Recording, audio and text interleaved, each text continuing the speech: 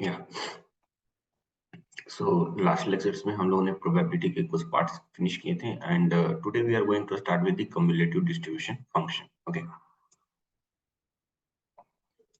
So what you understand with the word cumulative. आपको cumulative word से क्या समझ में आ रहा है? ऐसे वर्ड हम लोग बहुत सुनते आए हैं, कम्युलेटिव, ऑल. ओके, और कोई जो कम्युलेटिव वर्ड के बारे में? Addition, all, addition. Okay, good. So सबसे पहले हम लोग डिस्क्रीट प्रोबेबिलिटी फंक्शन जो है, डिस्क्रीट प्रोबेबिलिटी डिस्ट्रीब्यूशन, उसमें हम लोग कम्युलेटिव को समझेंगे. डिस्क्रीट प्रोबेबिलिटी फंक्शन है ना, उसमें कम्युलेटिव का मतलब क्या होता है? कम्युलेटिव का मतलब होता है प्रीवियस वैल्यूज से लेकर उस वैल्यूज तक ऐड करना जिसके लिए वो कम्युलेटिव वर्ड यूज हुआ है. ओके, सो लेट्स से कोई इवेंट है x is equal to x i and ये उसके करस्पॉन्डिंग प्रोबेबिलिटीज लिखी हुई है. यहाँ पे एक इवेंट का नाम x1 है, x2 है, x3, x4 up to xn ऐसे लिखे गए. यहाँ पे कुछ प्रोबेबिलिटी लिखी गई है, मैं इक्वली डिस्ट्रीब्यूटेड ले लेता हूँ ताकि मैं आसानी से समझा सकूं. 1/n 1/n, हर जगह पे प्रोबेबिलिटी 1/n है. अगर इसी प्रोबेबिलिटी फंक्शन का मुझे CDF फाइंड आउट करना है तो मैं उस CDF को कैपिटल F से ऑलवेज डिनोट करूंगा, है ना. रैंडम वेरिएबल x है तो x लिख रहा हूँ, इवेंट xi है इसलिए मैं event xi. This is CDF function, cumulative distribution function. तो मैंने बोला कि अगर मुझे x1 पे CDF फाइंड आउट करनी है तो मैं यहाँ की प्रोबेबिलिटी देखूंगा कि इसकी प्रोबेबिलिटी कितनी है और इसके पहले जितने भी इवेंट हैं उन सभी इवेंट की प्रोबेबिलिटी को इसमें ऐड कर लूंगा. सर इसके पहले कोई भी इवेंट नहीं है, इट मींस उन सभी इवेंट के लिए प्रोबेबिलिटी 0 एंड ये प्रोबेबिलिटी 1/n, सो CDF यहाँ पे 1/n हो गया. अगर मैं इस पॉइंट पे CDF की मैं बात करूं तो मैं इस पॉइंट पे प्रोबेबिलिटी देखूंगा, इस इवेंट के पहले जितने भी इवेंट हैं उन सभी की प्रोबेबिलिटी को इसकी प्रोबेबिलिटी में ऐड कर लूंगा. So 1/n plus 1/n, it is 2/n. Similarly there will be 3/n, 4/n and last में जब हम xn इवेंट पे पहुंचेंगे तो डेफिनेटली जो लास्ट इवेंट होगा वहां पे जाने के बाद मैं अगर यहाँ पे CDF सर्च करता हूँ तो ये सम ऑफ द प्रोबेबिलिटी मुझे मिल जाएगा and sum of the probability always क्या होता है? 1 होता है. इट मींस किसी भी CDF की मैक्सिमम वैल्यू जो निकल कर आएगी वो 1 निकल कर आएगी एंड जो मिनिमम वैल्यू निकल कर आएगी वो 0 निकल कर आएगी, है ना. सो अगर मैं कोई इवेंट x1 के पहले दे दूं और बोलूं कि उसके ऊपर प्रोबेबिलिटी कितनी, तो आप बोलोगे सर उसके ऊपर प्रोबेबिलिटी 0 हो जाएगी. तो ये बेसिक फंडामेंटल है डिस्क्रीट में CDF फंक्शन के लिए और इसे हम यूज किया करेंगे. कभी भी अगर क्वेश्चन डिस्क्रीट में पूछा जाता है तो हम इस फंडामेंटल को यूज करेंगे कि प्रीवियस वाली प्रोबेबिलिटी को ऐड करते चले जाना है और कुछ इसमें है नहीं CDF में. ओके, तो डिस्क्रीट में तो सर आपको कभी भी कोई भी प्रॉब्लम नहीं आएगा, जब भी आप चाहो तो इजिली कैलकुलेट कर सकते हो, इसमें हमें ज्यादा कुछ समझने की जरूरत भी नहीं है. तो कोई गेट में क्वेश्चंस पूछे गए हैं और उन क्वेश्चंस में सिर्फ आपको इतना ध्यान में रखना है कि ऑलवेज ये ऑर्डर में होनी चाहिए. जैसे कि इवेंट अगर हमारे पास 1 एंड -1 बोला गया है, this is not in order actually, ये अरेंज नहीं है. हमें इसको अरेंज कर लेना चाहिए, -1 एंड 1. देन आफ्टर आप CDF अप्लाई कीजिए क्योंकि वो हमेशा बोलता है कि प्रीवियस वाले इवेंट को ऐड करके हमें CDF लाना है. तो हमेशा इवेंट जो दिया हुआ रहेगा उसका ऑर्डर सही है या नहीं है वो चेक कर लेना एंड उसके अकॉर्डिंग ऐड करना एंड आंसर देना. ठीक है, सो ये डिस्क्रीट प्रोबेबिलिटी डिस्ट्रीब्यूशन में CDF फंक्शन की प्रॉपर्टीज मैंने यहाँ पे थोड़ी सी बता दी किस तरीके से कैलकुलेट करते हैं. और इसी के ऊपर एक क्वेश्चन यहाँ पे दिया हुआ है, आप इस क्वेश्चन को करके फाइनल आंसर बताएंगे क्या है. कंसीडर अ रैंडम वेरिएबल, एक रैंडम वेरिएबल कंसीडर करना है capital X that takes two values +1 and -1 and each of them have the probability 0.5, दोनों की probability 0.5 है. अब हमसे पूछा गया है what is the CDF cumulative distribution function at -1 and +1. cumulative distribution functions -1 and +1 पे क्या वैल्यू देगा, ये हमें पूछा गया है। तो सर सबसे पहले मैं x लिख लेता हूँ, -1 एंड 1, मैं उसकी करस्पॉन्डिंग प्रोबेबिलिटी लिख लेता हूँ 0.5। अब मैं उसके करस्पॉन्डिंग CDF फंक्शंस बना लेता हूँ। -1 के पहले कोई इवेंट नहीं, सो CDF इज 0.5, 1 लास्ट इवेंट है, यहाँ पे प्रोबेबिलिटी 1 हो जाएगी, सम ऑफ द प्रोबेबिलिटी 1 हो जाएगी। सो CDF वैल्यूज मुझे निकल चुका है 0.5 एंड 1। बहुत ही इजी सा क्वेश्चन था, कॉन्सेप्ट पता रहेगा क्वेश्चन इजिली सॉल्व हो जाएगा। दूसरी चीज, वापस हम इसके ऊपर आते हैं। अगर किसी भी CDF फंक्शन के लिए अगर मुझे -∞ पे वैल्यू पूछा हो तो वो वैल्यू कितनी होगी? इस इवेंट के पहले सर -∞ आएगा, कहीं ना कहीं इस इवेंट के पहले ही आएगा। उस पॉइंट पे प्रोबेबिलिटी का समेशन कितने आएंगे? 0। Very good. अगर मुझे इंफिनिटी पे समेशन पूछा गया हो तो वो समेशन कितने आएंगे? इंफिनिटी सर इधर कहीं लास्ट में आएंगे। अगर वहां पे मुझे प्रोबेबिलिटी का समेशन पूछा गया हो तो कितने आ जाएंगे? Sir that summation will be 1। सो ऐसे क्वेश्चंस भी समटाइम्स आपको पूछे जा सकते हैं, which one of the following is correct, and pair में आपको ऐसे वैल्यू दिखेंगे 0 1 0.51 1 1 -1 1, ऐसे वैल्यूज आपको दिखेंगे। तो आपको ध्यान में रखना है इन रिजल्ट्स को। ये तो हो गई डिस्क्रीट की बात। अब हम लोग बात करते हैं कंटिन्यूअस वाले की। Continuous probability function. हमने कंटिन्यूअस प्रोबेबिलिटी फंक्शन जो पढ़ा है वो कुछ ऐसा पढ़ा है कि कोई फंक्शन है f(x) जो किसी प्रोबेबिलिटी फंक्शन के इक्वल है। लिमिट कुछ भी हो सकते हैं इसकी, जैसे मैंने रैंडम लिमिट ले लिया -∞ से लेकर इंफिनिटी तक। ये लोअर लिमिट है इस फंक्शन का और ये अपर लिमिट है। अगर मुझे इसी फंक्शन का CDF फाइंड आउट करना है, cumulative distribution function find out करना है किसी पॉइंट x पे, तो मैं क्या बोलूंगा? सर प्रीवियस क्या कर रहे थे, देखो अगर मुझे x3 पे CDF चाहिए तो मैं x3 की वैल्यूज में उसकी प्रीवियस की सारी वैल्यूज को ऐड कर रहा था। देखो 1/n 1/n 1/n, ये 3/n दिया, मैं प्रीवियस की सारी वैल्यूज को ऐड कर रहा था। कंटिन्यूअस फंक्शन में एडिशन का मतलब क्या होगा?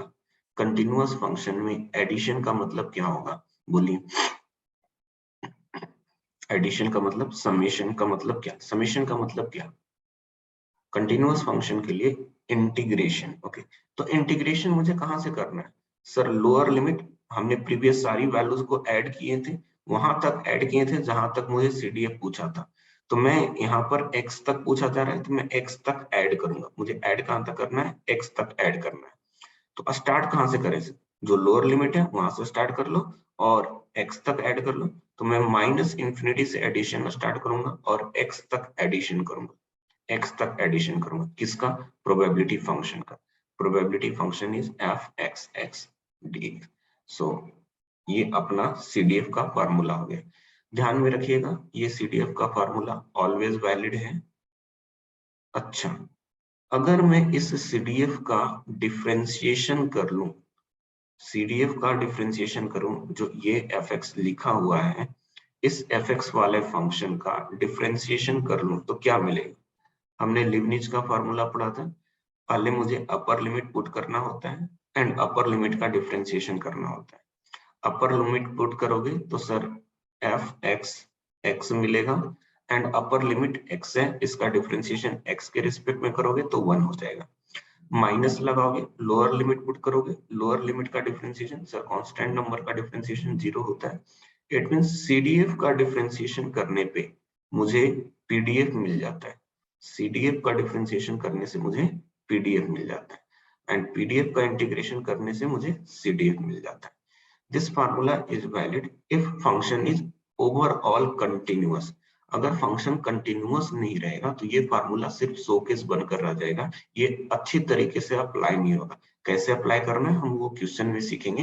हाउएवर यहाँ पर हमने ये समझा कि कंटिन्यूअस फंक्शन में CDF फाइंड आउट करना है तो PDF का इंटीग्रेशन, एंड CDF से PDF पे जाना है तो जस्ट डिफरेंशिएशन कर लो, आप वापस PDF पे आ जाओगे।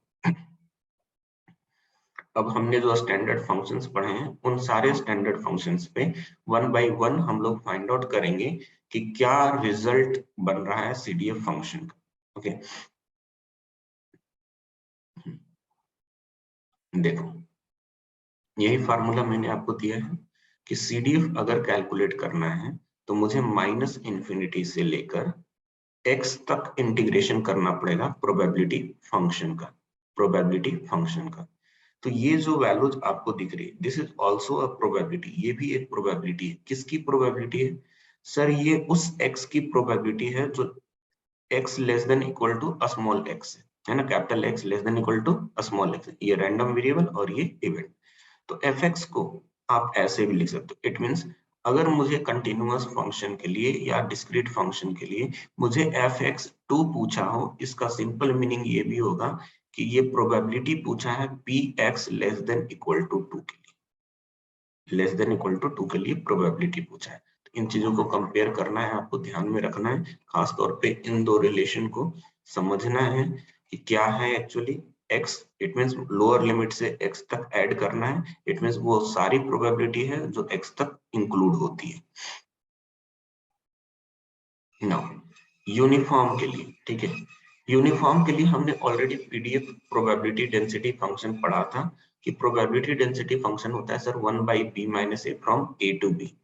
अब इसी का मुझे CDF फंक्शन ये कैलकुलेट करना है, कहाँ से आया ये चीज समझना ज्यादा जरूरी है। सो अगर मैं CDF कैलकुलेट करता हूँ यूनिफॉर्म वाले फंक्शन के लिए, तो बताइए कि इंटीग्रेशन जब करेंगे तो इंटीग्रेशन की लिमिट कहाँ से कहाँ तक लिखें। ध्यान में रखना ये x लिखा हुआ है, इसके अकॉर्डिंग ही आप जवाब देंगे कि इंटीग्रेशन की लिमिट कहाँ से कहाँ तक होगी। Very good sir, lower limit से स्टार्ट करेंगे और यहाँ पे जो नंबर लिखा हुआ है वहीं तक इंटीग्रेशन करेंगे, और इंटीग्रेशन होगा प्रोबेबिलिटी फंक्शन का। इट मींस 1/b - a जो फंक्शन है मैं उसका ही इंटीग्रेशन करने वाला हूँ। ओके, b - a dx इसका ही इंटीग्रेशन होगा। Sir 1/b - a is a constant number, dx का integration x, upper limit x, lower limit a, so it will become x minus a upon b minus a। और ये जो CDF निकल कर आया वो x की किस वैल्यू के लिए निकल कर आया? a टू b के लिए। जो प्रीवियसली हमने माइनस इन्फिनिटी वाला फार्मूला यूज किया था वो यहाँ पर भी यूज कर सकते हैं कि अगर मैं आपसे a पे प्रोबेबिलिटी पूछूं तो वो प्रोबेबिलिटी कितनी आएगी। सर देखो CDF a पे पूछ रहा हूँ, a पे CDF पूछ रहा हूँ, वो कितनी आएगी? a पुट कर लो, a माइनस a, सर 0 आ गया। उसी तरीके से अगर मैं b पे CDF पूछ दूं तो CDF b पे कितने आएंगे? b पुट कर लो, b minus a, b minus a, देखो 1 आ गया। तो ये ऑलवेज वैलिड होगा लोअर लिमिट अपर लिमिट के लिए। तो ये CDF का फार्मूला लिखा हुआ है। देखो CDF देकर अगर देखो एक एग्जांपल के तौर पे मैं बताता हूँ यहाँ, ठीक है, CDF का क्या इंपॉर्टेंस होता है कि मैंने एक यहाँ पर यूनिफॉर्म डिस्ट्रीब्यूशन का फंक्शन रख दिया 1/5 4 5 is less than equal to x is less than equal to 10। Okay, and मुझसे प्रोबेबिलिटी पूछा है 2 is less than equal to x is less than equal to 3 के लिए। तो हम लोग सर यूनिफॉर्म वाले केस में तो डायरेक्टली विद इनटू हाइट से किए ही हैं क्वेश्चन, ऐसे क्वेश्चन तो किए ही हैं कि सर इसकी विद कितनी है, इसकी विद 1 है एंड हाइट कितनी है 1/5 है। ऐसे कर लें क्या क्वेश्चन? देखो जरा, अगर 2 से 3 के लिए प्रोबेबिलिटी पूछा है तो क्या ये सही है? अच्छा क्वेश्चन बन गया ये, क्या ये सही है या कुछ गलत कर रहे हैं हम लोग? इसकी विद जो है वो 1 है, इसकी हाइट 1/5 है। इज इट करेक्ट और something wrong we are doing?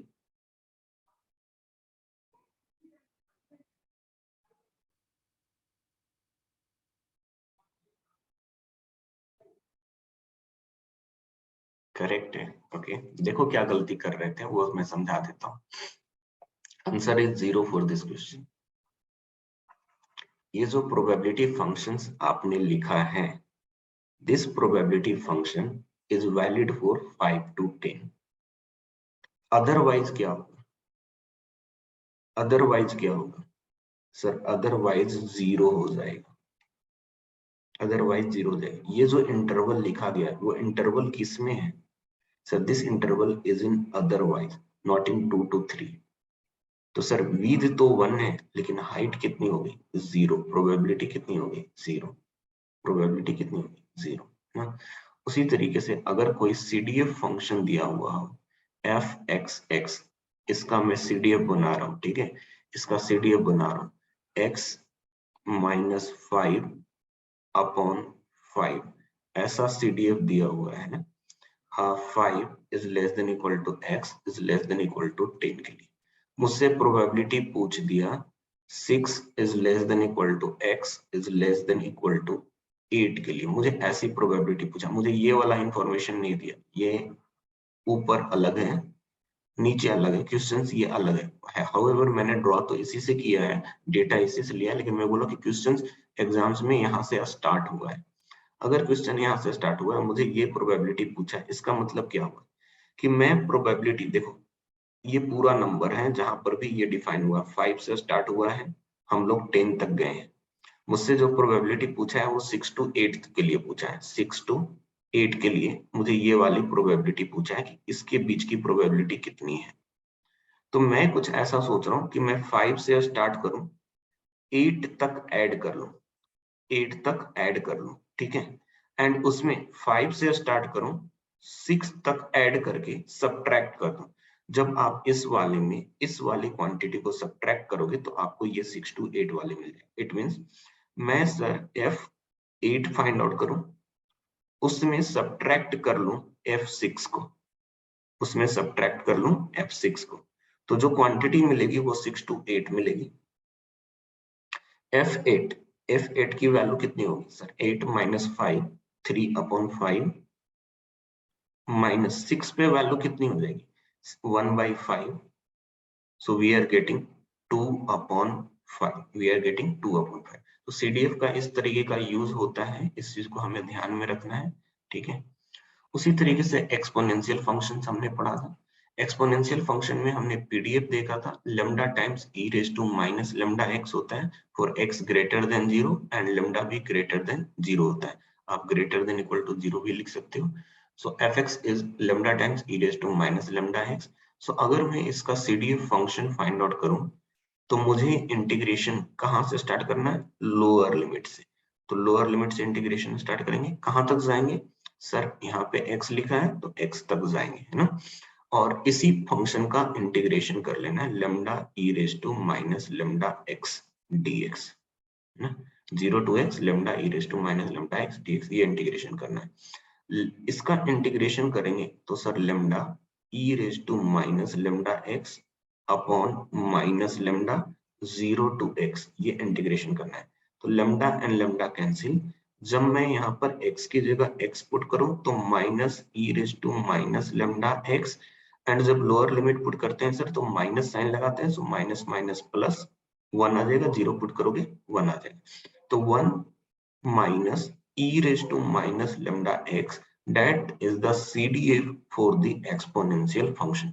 ये देखो CDF यहाँ पर आ गया, हमने अंडरस्टैंडिंग बनाई, CDF for exponential distribution भी 1 minus e raised to minus lambda x, है ना।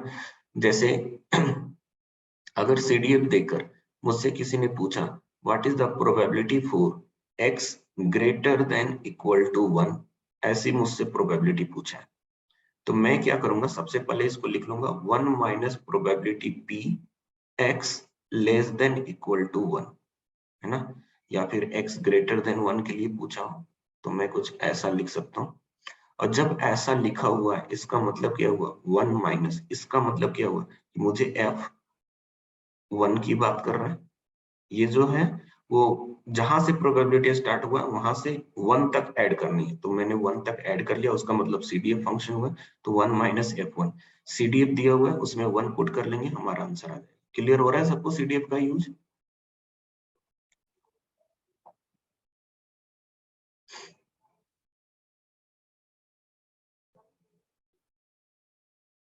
चंद्र बोलिए। सर ये ऊपर वाले क्वेश्चन में हमने जो एडिशन किया है 6 to 8 के लिए, अगर हम वैल्यूज रख के करते हैं 6 to 8 ऐड, ऊपर वैल्यू अलग आ रही है। अलग आती है, चेक करते हैं, अभी चेक कर लेते हैं। 6 to 8 का विड्थ कितना है, 6 to 2 और ये हाइट कितनी है? 1/5। तो आंसर कितना है? 2/5 आ रहा है। अच्छा, तो सर हमें ऐड नहीं करना इंडिविजुअल, मतलब वैल्यू रख के 6 के 7 के 8 के, ऐसा नहीं करना। डिस्क्रीट है ये डिस्क्रीट है या कंटिन्यूअस है? कंटिन्यूअस। तो कंटिन्यूअस में हम ऐड करते हैं तो क्या करते हैं? इंटीग्रेशन। यस। तो जब हम इंटीग्रेशन करेंगे, प्रोबेबिलिटी पूछा गया है 6 less than equal to x less than equal to 8 less than equal to 8। तो जब हम CDF दिया हुआ है हमारे पास, तो ऐड करने के लिए हम कैसे यूज करेंगे? हम इसको लिखेंगे probability x less than equal to 8 minus probability x less than 6, ऐसा लिखेंगे। हमने 8 तक ऐड किया और उसमें 6 तक को सब्ट्रैक्ट कर लिया, तो मुझे 6 to 8 मिल जाए। जब मैं ऐसा कर रहा हूँ, इसका मतलब क्या हुआ? सर मैं लोअर लिमिट से स्टार्ट करूंगा, 8 तक इंटीग्रेशन करूंगा, और 8 तक इंटीग्रेशन करना इट मीन CDF फंक्शन दिया हुआ, तो CDF फंक्शन में मैं डायरेक्टली पुट कर लूं। CDF फंक्शन ये है, इसमें आप 8 पुट कर लो। 8 पुट करोगे F8 बनेगा, माइनस इसमें 6 पुट करोगे तो F6 बनेगा, लाइक दिस जो हमने यहाँ पर किया है। कंटिन्यूअस है ना। डिस्क्रीट अगर होता तो आप डिस्क्रीट का फंडामेंटल यूज करते, आप पॉइंट पॉइंट पे निकालते। आपको कैसे पता कि 5 है, 6 है, 7 है, ऐसा है? उसके बीच की वैल्यूज भी तो है ना, 5.5, 5.4, है ना।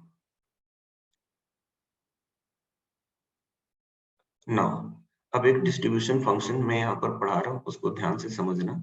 मैंने एक रैंडम वेरिएबल z लिया है, उसके बारे में मैंने बोला कि वो मिनिमम है किसी दो random variable x1 and x2 का। जहां पर मैंने ये चीज बोला कि x1 एंड x2 जो रैंडम वेरिएबल है वो इंडिपेंडेंट है। ये वर्ड इंपॉर्टेंट है कि अगर इंडिपेंडेंट रैंडम वेरिएबल होते हैं, तो अगर मुझसे कोई प्रोबेबिलिटी पूछता है x1 एंड x2 का, तो हम इस प्रोबेबिलिटी को क्या लिखते हैं? x1 एंड x2 का मतलब x1 इंटरसेक्शन x2 होता है।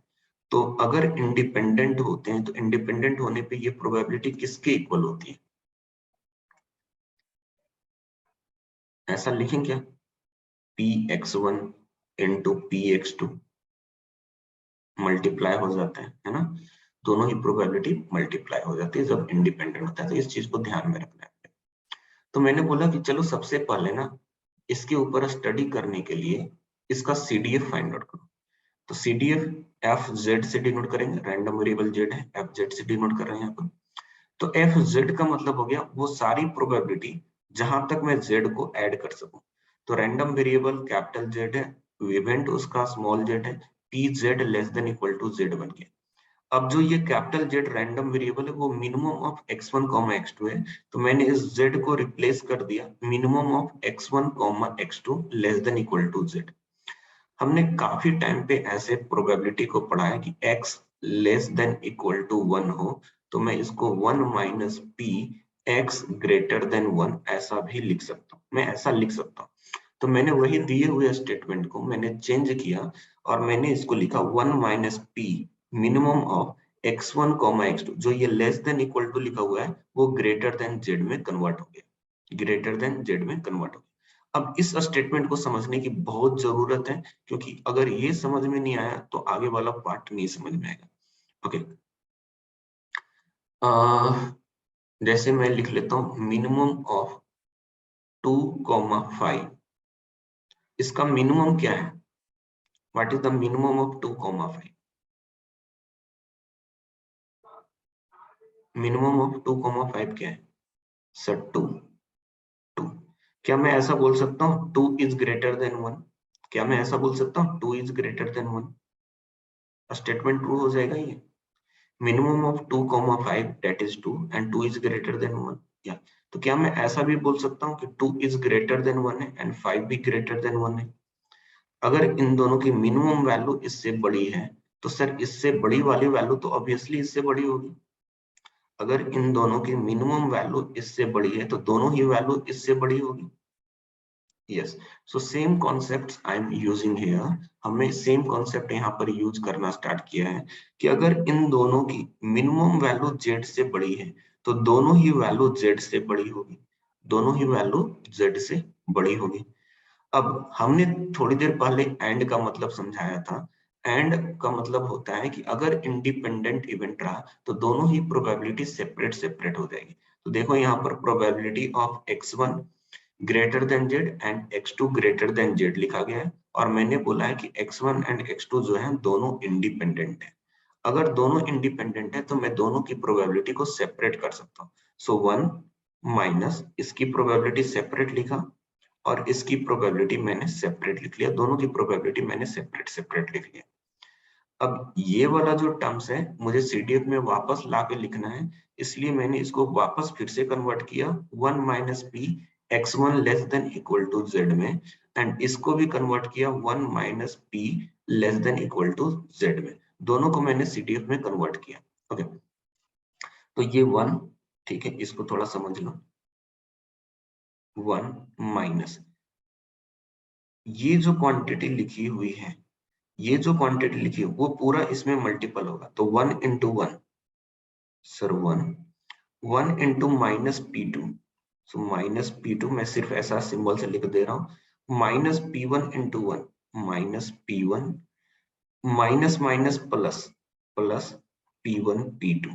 जब आप इसको ओपन करोगे तो 1 minus 1 minus minus plus P2 plus P1 minus P1 P2, तो 1 1 कैंसिल आउट हो जाएगा। देखो P1 P2 minus P1 P2 ऐसा दिख रहा है अपने को।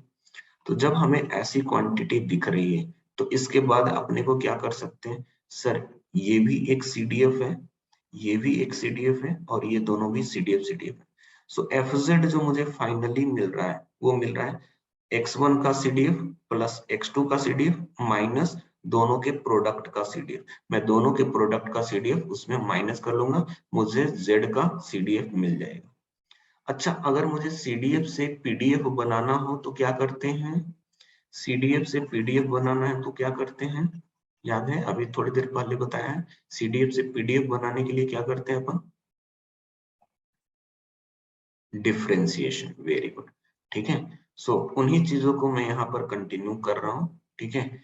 मैंने क्या बोला कि x1 जो रैंडम वेरिएबल ले रहा हूँ वो एक एक्सपोनेंशियली डिस्ट्रीब्यूटेड रैंडम वेरिएबल है।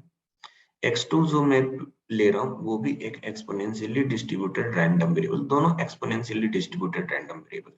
मैंने ऐसा कंसीडर किया है क्वेश्चंस में कि दोनों ही रैंडम वेरिएबल एक्सपोनेंशियल हैं and they are independent. Independent होगा तभी तो हम लोग थ्योरी आगे कंटिन्यू कर पा रहे थे, है ना। तो इंडिपेंडेंट होने के लिए किसी z minimum of x1 x2 के लिए जो CDF फंक्शन हम लोग बना रहे थे, that function is f x1z plus f x2z minus f x1z times f x2z। सारी क्वांटिटी मुझे पता है, सो वो सारी क्वांटिटी एक्सपोनेंशियल फंक्शन के लिए लिख रहा हूं मैं यहाँ पर। So 1 minus e raise to lambda 1z x2 के लिए, 1 minus e raise to minus lambda 2z। आपको याद होगा कि मैंने जब CDF पढ़ाया था lambda times e raise to minus lambda z का, तो इसका CDF 1 minus e raise to minus lambda z आएगा। यहाँ पे x लिखा था तो यहाँ पे x लिखा हुआ था। उसी तरीके से यहाँ पर जो CDF है वो उसका मैंने यूज किया है। उसी तरीके से यहाँ पर मल्टीप्लीकेशन है सर, वो मल्टीप्लीकेशन कर लिया। मल्टीप्लीकेशन करने के बाद जब हम इसे सॉल्व करेंगे तो मुझे FZ जो मिलेगा 1 minus e raise to minus lambda 1 plus lambda 2 times z मिलेगा। ये CDF मिल गया। इस CDF का मैं डिफरेंशिएशन कर लेता हूँ z के रिस्पेक्ट में, तो मुझे PDF मिल जाएगा। PDF मिल गया। z इसका डिफरेंशिएशन 0, इसका डिफरेंशिएशन करोगे तो माइनस लेमडा 1 प्लस लेमडा 2 बाहर आएगा, तो वो minus minus plus lambda 1 plus lambda 2 e raise to minus lambda 1 plus lambda 2 z बन गया। अब ये जो डिस्ट्रीब्यूशन से निकल कर आया है, इस डिस्ट्रीब्यूशन को ऑब्जर्व करके हम कुछ बोल सकते हैं क्या कि ये एक्सपोनेंशियल है, नॉर्मल है, यूनिफॉर्म है, क्या है ये? कुछ बता सकते हैं?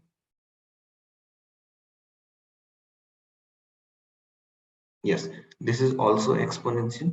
ये एक्सपोनेंशियल है ना। अब थोड़ी सी चीजें अपने को इसको शॉर्ट में लिख लेना है क्योंकि एग्जाम्स में हम इतनी कर नहीं सकते हैं, ठीक है। सो शॉर्ट में क्या है, कि अगर x1 एक एक्सपोनेंशियल डिस्ट्रीब्यूशन फंक्शन है, x2 भी एक एक्सपोनेंशियल डिस्ट्रीब्यूशन फंक्शन है, तो मिनिमम ऑफ x1 x2 भी एक एक्सपोनेंशियल डिस्ट्रीब्यूशन फंक्शन होगा, that is given by λ1 + λ2 e⁻⁻ λ1 + λ2 times z, है ना। कहां से λ1 मिलेगा, देखो यहाँ से λ1 मिलेगा और यहाँ से λ2 मिलेगा, दोनों ही लैम्डा वाला पैरामीटर को यहाँ पर ऐड कर लेंगे, मुझे सेकंड वाला मिल जाएगा। अब मैं यहाँ पर आपके पास एक क्वेश्चन लिख रहा हूँ, x1 and x2 both are exponentially distributed random variable with mean value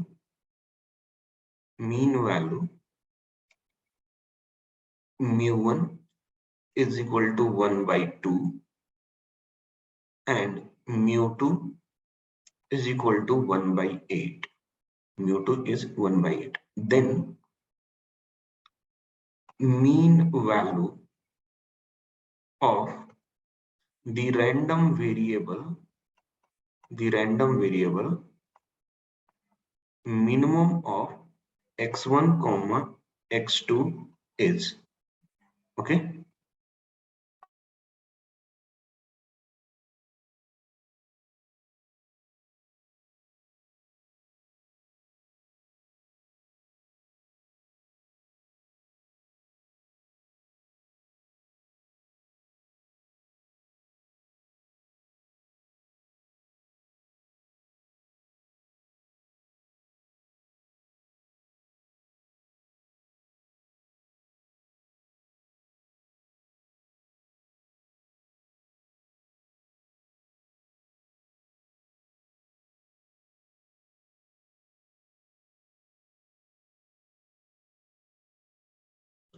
try करो क्वेश्चन को।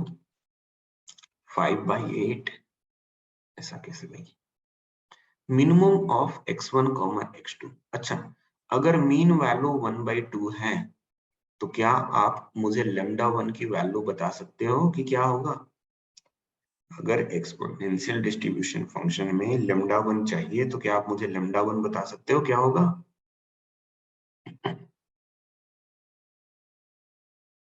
यस, बताइए क्या है λ1 फिर? एक्सपोनेंशियल डिस्ट्रीब्यूशन फंक्शन में हमने मीन वैल्यू पढ़ा है कि mean value function exponential distribution function के लिए क्या होता है? अगर हमारे पास एक्सपोनेंशियल डिस्ट्रीब्यूशन फंक्शन λe⁻⁻x हो तो इसके लिए expected value, it means mean value mu, ये किसके इक्वल होता है? ये हमने पढ़ रखा है, दिस इज इक्वल टू 1/λ। अगर बोलोगे तो फिर मजा नहीं आएगा भाई। म्यू की वैल्यू 1/λ के इक्वल होती है, तो लैम्डा की वैल्यू क्या होगी? सर लैम्डा की वैल्यू 1/म्यू के इक्वल होगी। तो आप मुझे बताओगे यहाँ से λ1 क्या मिलेगा? 2। इससे λ2 क्या मिलेगा? सर इससे λ2 मिल जाएगा 8, इससे λ2 मिल जाएगा 8। तो मिनिमम ऑफ x1 x2 जो रैंडम वेरिएबल है, उस रैंडम वेरिएबल फंक्शन के लिए डिस्ट्रीब्यूशन फंक्शन कैसा बन रहा है? सर λ1 प्लस λ2 इन दोनों को ऐड करेंगे, ये 10 बनेगा and e⁻10z, z greater than 0। तो इस फंक्शन के लिए mean value, expectation mean value कितने निकल कर आएंगे? सर 1/10, 1/10, 1/λ दैट इज 1/10, 0.1 हो गया। ये क्लियर हुआ सबको?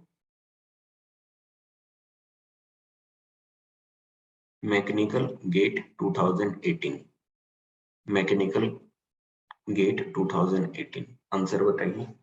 There are random variable x1 and x2, both are independent and exponentially distributed random variable। First की मीन वैल्यू 0.5, दूसरे की मीन वैल्यू 0.25। पूछा है कि y equal to minimum x1 x2 हो, तो वो जो मिनिमम x1 x2 है वो एक्सपोनेंशियली होगा या नॉर्मल होगा? पहली चीज सर एक्सपोनेंशियली आया था, इसलिए ये दोनों ऑप्शन तो चले गए। अब उसके मीन वैल्यूज कौन से होंगे वो करेक्ट करके अपने को बताना है। कौन सा ऑप्शन आएगा? ई, वेरी गुड। मीन वैल्यूज 0.5 है तो लैम्डा की वैल्यू 2 हो गई। मीन वैल्यू 0.25 है तो यहाँ पे लैम्डा की वैल्यू 4 हो गई।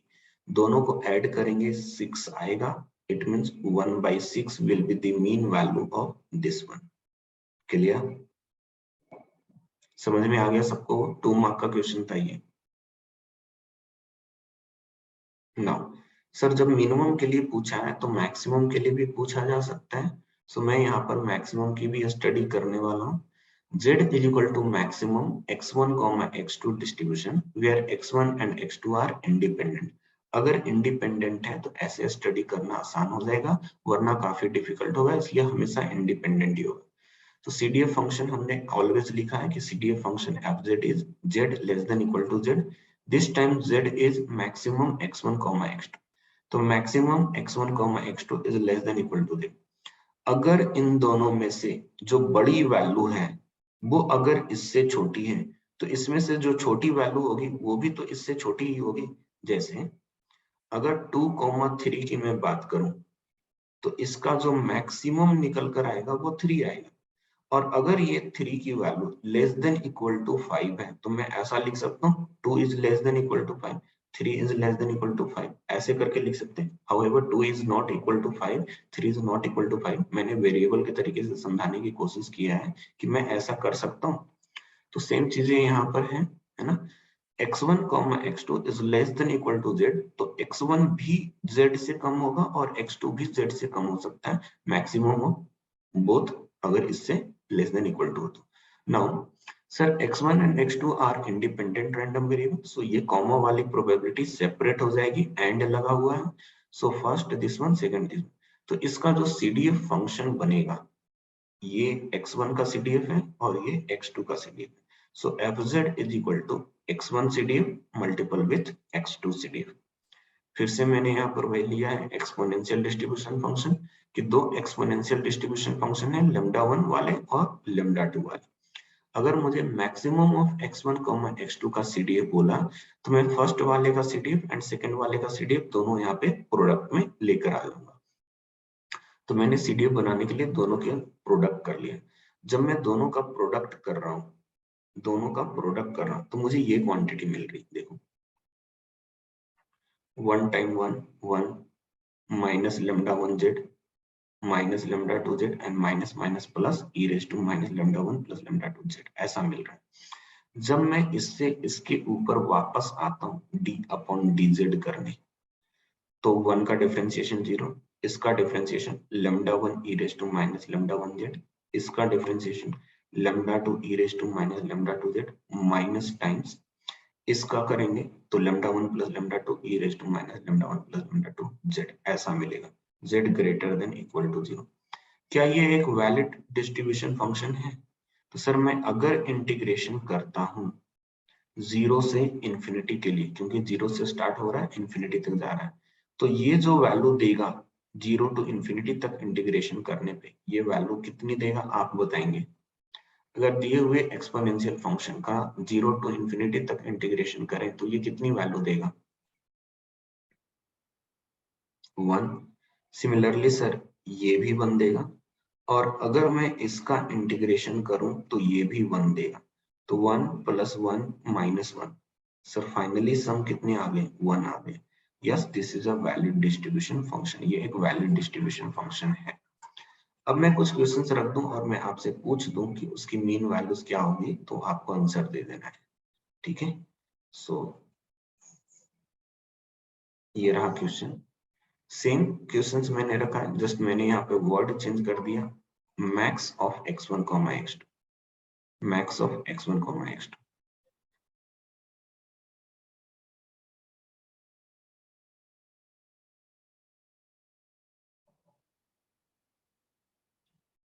इसके लिए लैम्डा की वैल्यू 2, इसके लिए लैम्डा की वैल्यू 4।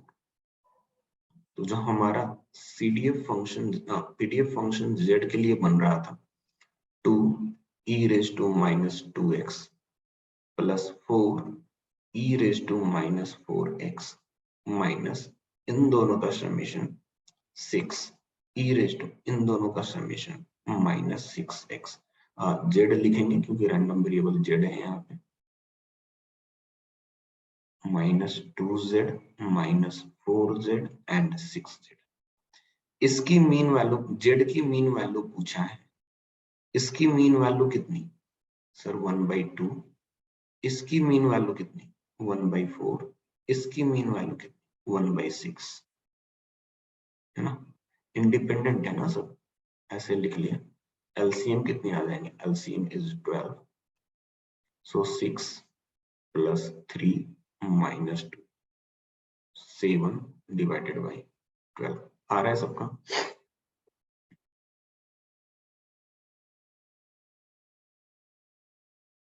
देख लो यहाँ पर सेम लिखा है ना, λ1, λ2, λ1 + λ2, तो ये सब एक्स्ट्रा कॉन्सेप्ट्स हैं जो गेट में रेयरली पूछे जाते हैं, लेकिन गेट में एक्स्ट्रा कॉन्सेप्ट पे ही क्वेश्चंस रिपीट करने के चांसेस बहुत ज्यादा होते हैं, ठीक है, तो अपने को वो ध्यान में रखना है।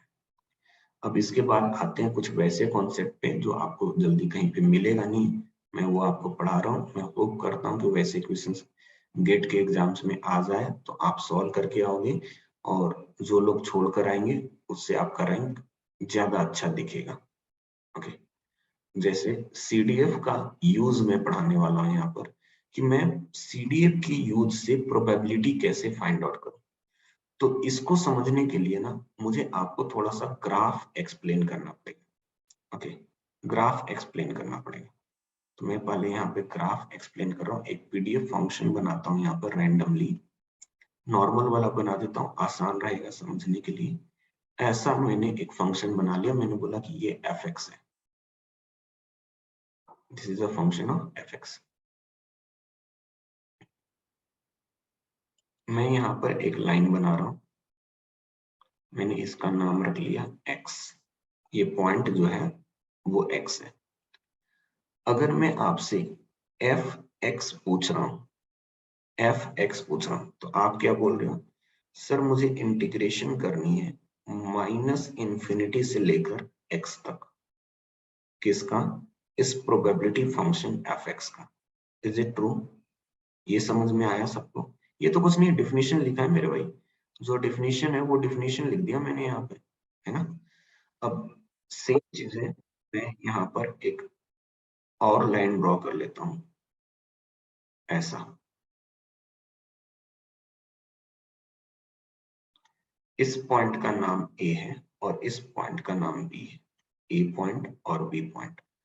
अगर मुझसे प्रोबेबिलिटी पूछा हो A < X B, तो ये प्रोबेबिलिटी अगर मुझे निकालनी हो सीडीएफ फंक्शन का यूज करके, तो क्या मैं ऐसा बोल लूं कि मैं -∞ से स्टार्ट करता हूं, मैं B तक जाऊं, उसको ऐड कर लेता हूं।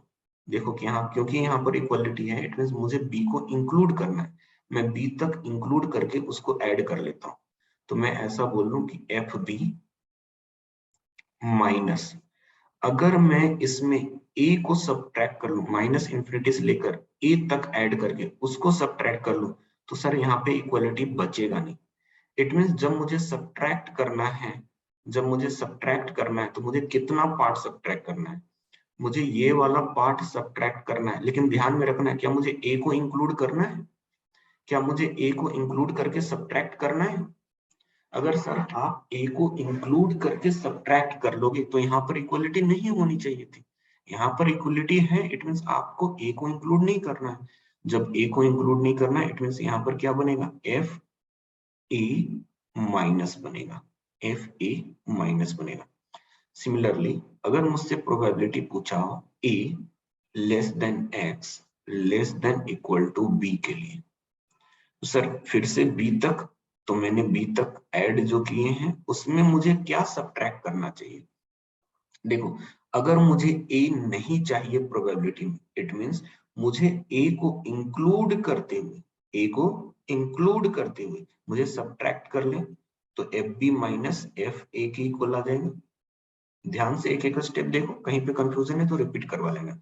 मैंने बोला b तक ऐड करो, पहले -∞ से b तक ऐड किया मैंने, मुझे a नहीं चाहिए, इट मींस मैं a और a के पहले की सारी क्वांटिटी को सब्ट्रैक्ट कर लूंगा, a और a के पहले की सारी क्वांटिटी सब्ट्रैक्ट हो गई, fb माइनस fa बन गया।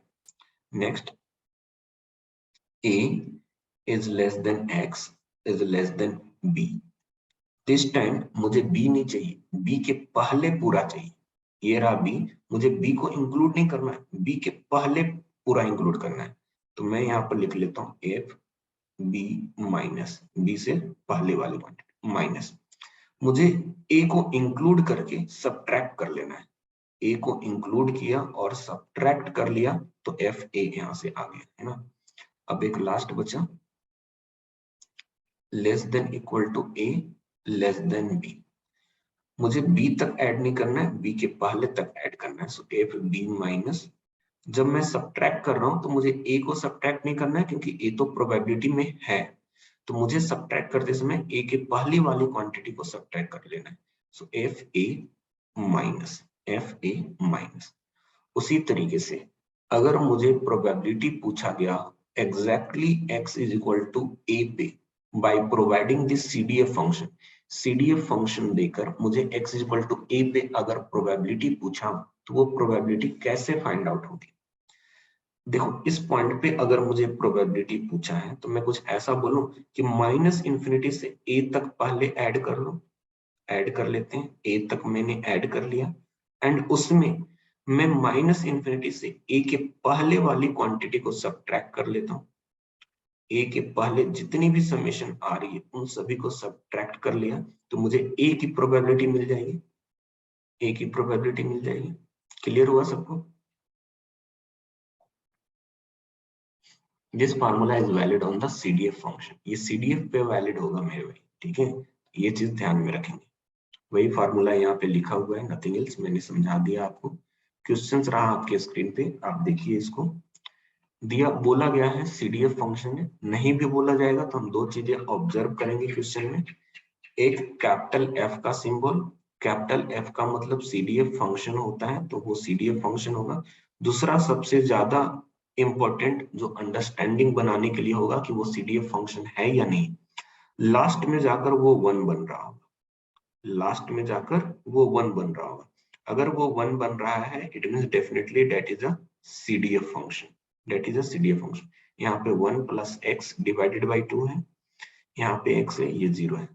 x इक्वल टू 1/2 पे प्रोबेबिलिटी पूछा है, जरा फाइंड आउट करके बताओ कितनी प्रोबेबिलिटी आएगी। x इक्वल टू 1/2 पे प्रोबेबिलिटी बताइए कितनी आएगी।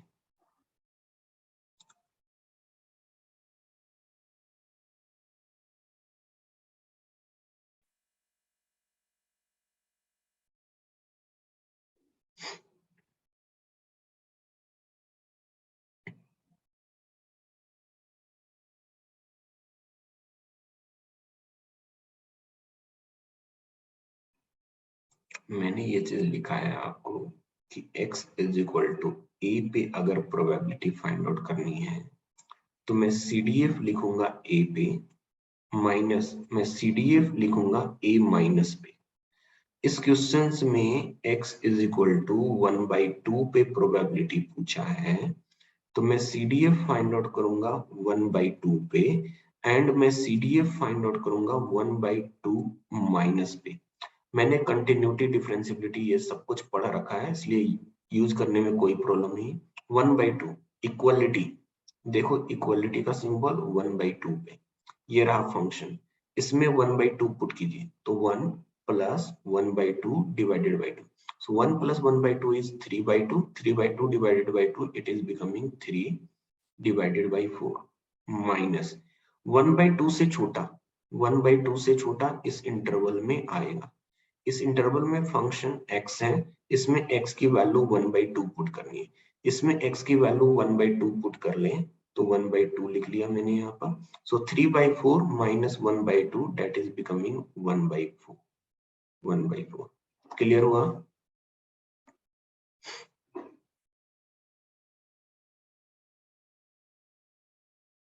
यस, इसी में मैं क्वेश्चंस और भी लिख देता हूं ताकि आपकी प्रैक्टिस हो जाए क्योंकि ऐसे बहुत कम क्वेश्चंस मिलेंगे आपको। मुझसे पूछा गया है 0 is less than equal to x is less than 1 की प्रोबेबिलिटी। इसी में मुझसे पूछा गया है probability for 0 is less than equal to x is less than equal to 1 के लिए। सारे मैं एक एक करके लिख लेता हूं और आपको इसी के ऊपर प्रैक्टिस कर लेनी है।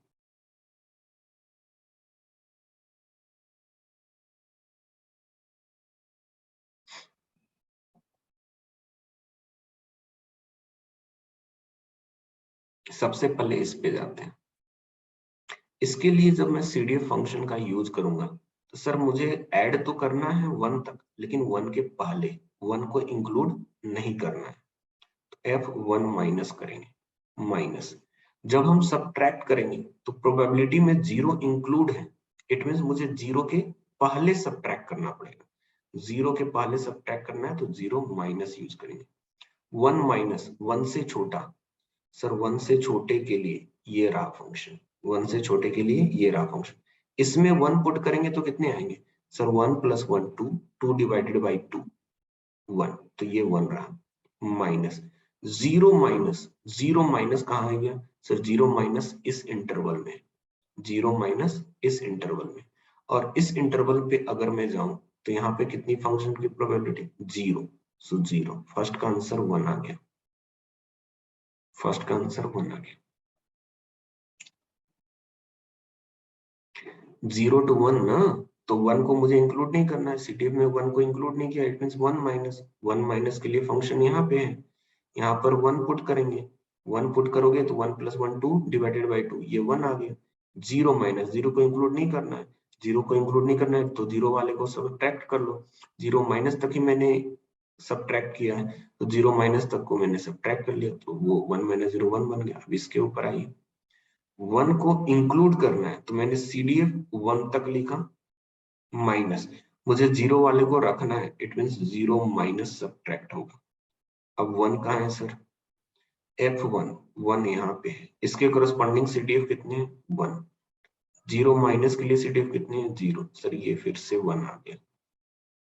इसके ऊपर वर्क करते हैं, मुझे 1 को इंक्लूड करने हैं, कीजिए कीजिए, माइनस 0, 0 को इंक्लूड करने क्या नहीं, 0 को इंक्लूड नहीं करने, 0 को इंक्लूड नहीं करने हैं, इट मींस मुझे 0 तक की क्वांटिटी को सब्ट्रैक्ट कर लेना चाहिए, कर लेते हैं। F1 की वैल्यू, F1 की वैल्यू सर 1 माइनस F0 की वैल्यू 0, तो ये भी 1 आ गया। 0 to 1, 0 to 1, जब 0 to 1 कर रहे हैं इट मींस मुझे 1 को इंक्लूड नहीं करना है, माइनस मुझे 0 को इंक्लूड करके सब्ट्रैक्ट कर लेना है। सर 1 माइनस, 1 माइनस इस इंटरवल में, इसमें 1 पुट करोगे, 1 + 1 2 डिवाइडेड बाई 2, सो 1 माइनस 0 वाला, सर 0 वाला यहाँ है, यहाँ पे फंक्शन x है 0, सर ये फिर से 1 आ गया, सभी इक्वल आ गए। ध्यान में रखिएगा यहाँ पे सभी इक्वल आया, ऐसा जरूरी नहीं है कि हमेशा इक्वल निकल कर आए, क्योंकि पॉइंट वेरीज करेंगे, आंसर डिफरेंट हो सकता है। ओके, तो हमने ये तो कर लिया। चलो अब हम लोग थोड़ा सा चेंज कर लेते हैं क्वेश्चंस में, ताकि और प्रैक्टिस हो जाए।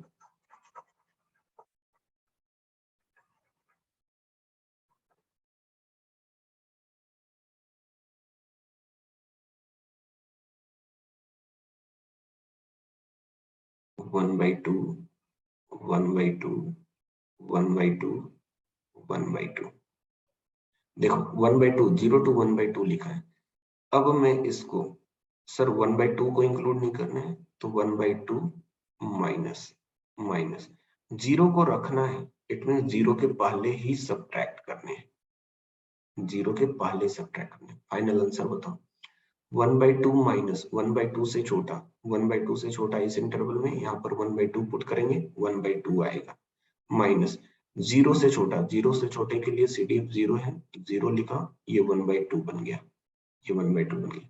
इसके ऊपर जाएंगे, 1/2 को इंक्लूड करना है तो मैं 1/2 तक ऐड कर रहा हूँ, माइनस 0 तक इंक्लूड करना है, इट मीन मुझे 0 के पहले सब्ट्रैक्ट करना पड़ेगा, तो मैं 0 के पहले सब्ट्रैक्ट कर रहा हूँ।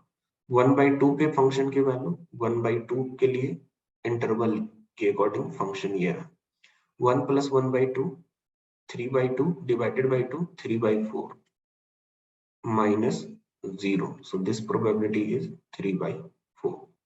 0 to 1/2, सर 1/2 को इंक्लूड करनी है, इट मींस 1/2 तक मुझे ऐड करना पड़ेगा, माइनस 0 को नहीं रखना है अपने पास, सो 0 को सब्ट्रैक्ट कर लेना पड़ेगा, 0 को सब्ट्रैक्ट कर लेंगे।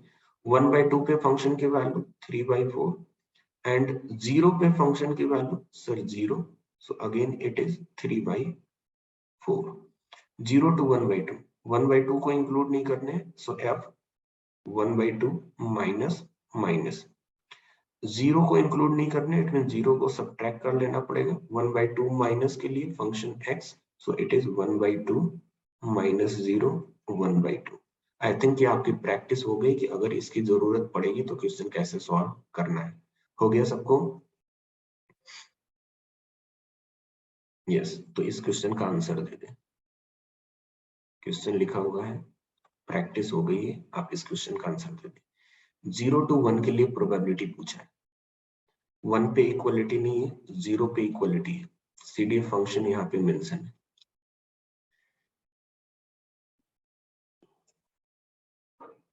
इसको सॉल्व कर लो, फिर थोड़ी चीजें और भी बताएंगे।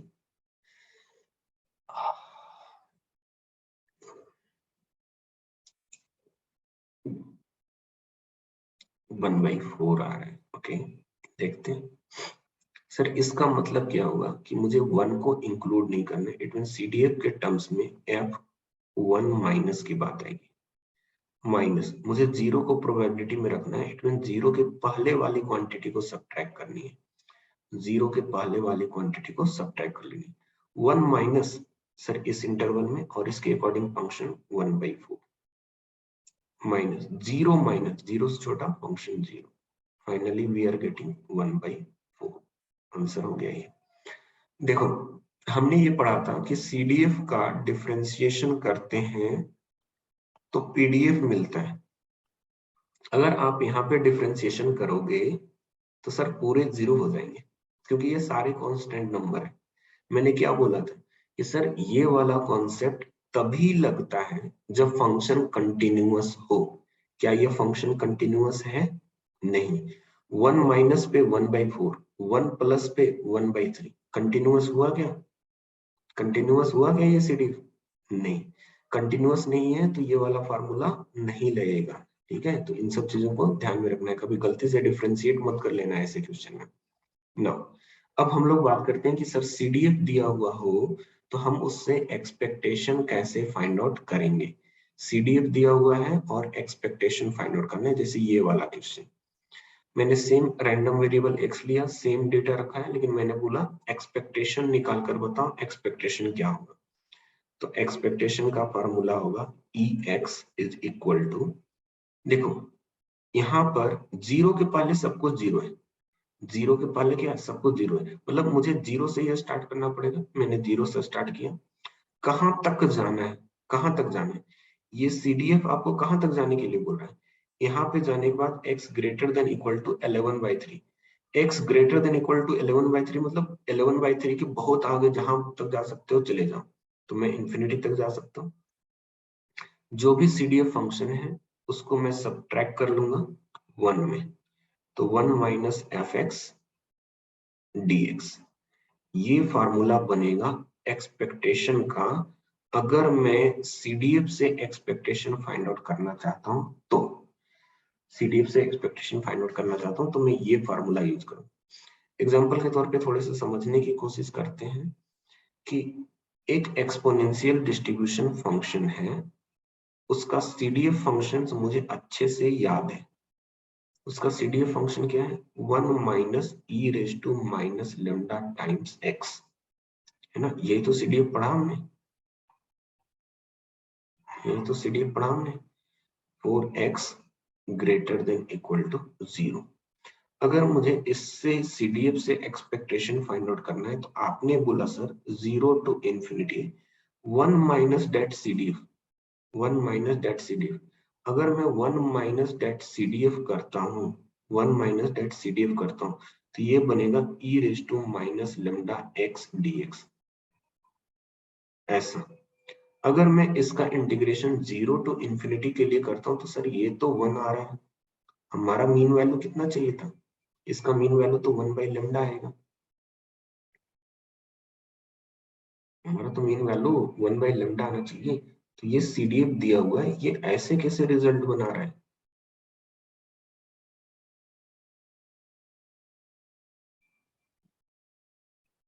देखो कहीं पे कुछ मिस्टेक हो रहा है।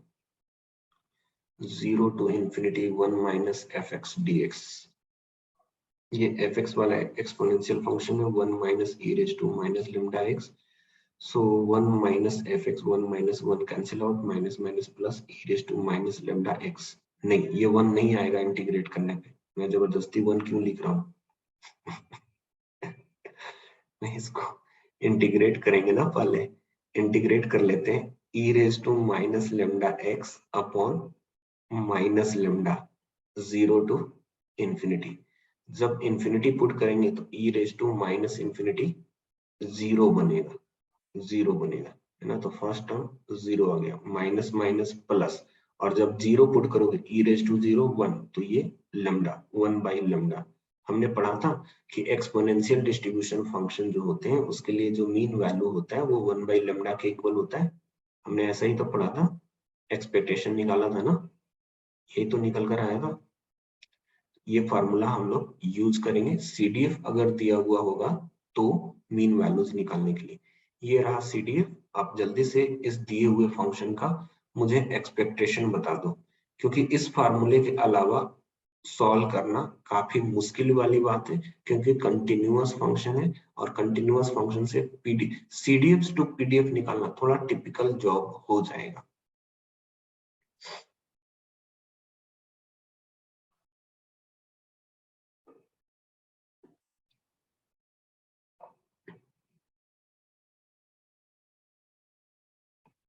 इंटीग्रेशन ही तो करना है मेरे भाई, कुछ तो करना है नहीं. 0 से लेकर इंफिनिटी तक 1 minus F x D x. पूरा कैलकुलस यूज होता है प्रोबेबिलिटी में, खासतौर पे इंटीग्रेशन एंड डिफरेंशिएशन. इस फंक्शन को देखकर मुझे ये चीज समझना है कि इस इंटीग्रेशन को कहां से कहां तक ब्रेक करनी है. पहले सर 0 से लेकर 1 तक, पहले मैं 0 से 1 तक, 0 से 1 तक लेके जाऊं तो फंक्शन क्या है 1/4. सो 1 माइनस 1/4 dx प्लस, नेक्स्ट हम 1 से स्टार्ट करेंगे, कहां तक जाएंगे 2 तक. 1 माइनस सीडीएफ क्या है उसके लिए 1/3. सो 1 minus 1/3 dx plus, next start करेंगे 2 से, 2 से कहां तक जाना है 11/3 तक. सो 1 माइनस 1/2 dx प्लस 11/3 से स्टार्ट करना है, कहां तक जानी है इंफिनिटी तक. 1 माइनस 11/3 के लिए सीडीएफ कितने हैं 1. सो 1 minus 1 dx. 1 minus 1 is 0, so this complete integration will be 0. Other integration we have to find out. हो जाएगा, हो जाएगा. 9/4 आ रहा है. ओके, रुमना का आंसर 9/4 आ रहा है. बाकी लोग भी मैच कर लीजिए कि क्या सबका 9/4 आ रहा है. 1 minus 1/4 is 3/4. With is 1, so 1 into 3/4 plus 1 minus 1/3 is 2/3. With is 1, so this is 1 times 2/3 plus 1 minus 1/2 is 1/2, and with is 11/3 minus 2. 11/3 minus 2 is 5/3. So 5/3 into 1/2. So 3/4 plus 2/3 plus 5/12. LCM will be 12. LCM will be 12. So 4 3s are 12, 3 3s are 9, 3 4s are 12, 4 2s are 8 plus 5. No, 9 plus 8 17 plus 5 22 by 12. So 11 divided by 6. सबका answer ऐसे ऐसे कैसे आ रहा है भाई?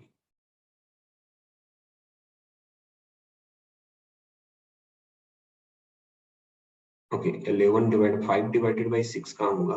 मैं भी mistake कर रहा हूँ. कैसे लिया 11 minus 6 that is 5 divided by 3 आएंगे ना ये, और ये 5 डिवाइडेड बाय 3 आ रहे हैं, तो यहाँ पे ये 6 है. 3/4 plus 2/3 plus 5/6. LCM is a skill 12. 4 3s are 3 3s are 9, 3 4s are 4 2s are 8, 6 2s are, so this is 10. So 27/12.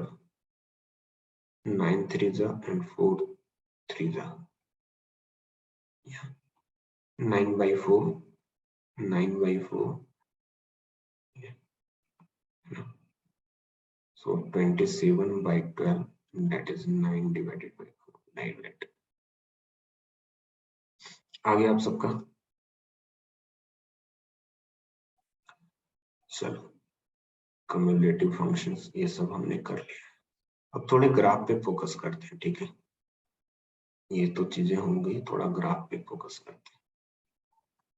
कहाँ पे ग्राफ बनाऊं मैं सीडीएफ का? एक ब्लैंक पेज चाहिए पूरा जहाँ पे मैं सीडीएफ बना सकूं। सर ये एक्सपेक्टेशन में 1 माइनस एफ एक्स कैसे लिख रहे हैं चंद्र? ठीक है, फिर वही डेरिवेशन पे चलना पड़ेगा से, कुछ नहीं है अननेसेसरी टाइम कंज्यूम सब चीजों पे। मैंने इसलिए एक एग्जांपल लेकर आपको दिखा दिया वहां पर कि ये फार्मूला वैलिड है, ठीक है, वरना वो सीडीएफ का यूज करके पूरा का पूरा डेरिवेशन करना पड़ेगा, अननेसेसरी टाइम कंज्यूम होगा, ठीक है। चलो मैं यहाँ पे बात कर लेता हूँ। हाँ। हमने पढ़ा है यूनिफॉर्म डिस्ट्रीब्यूशन,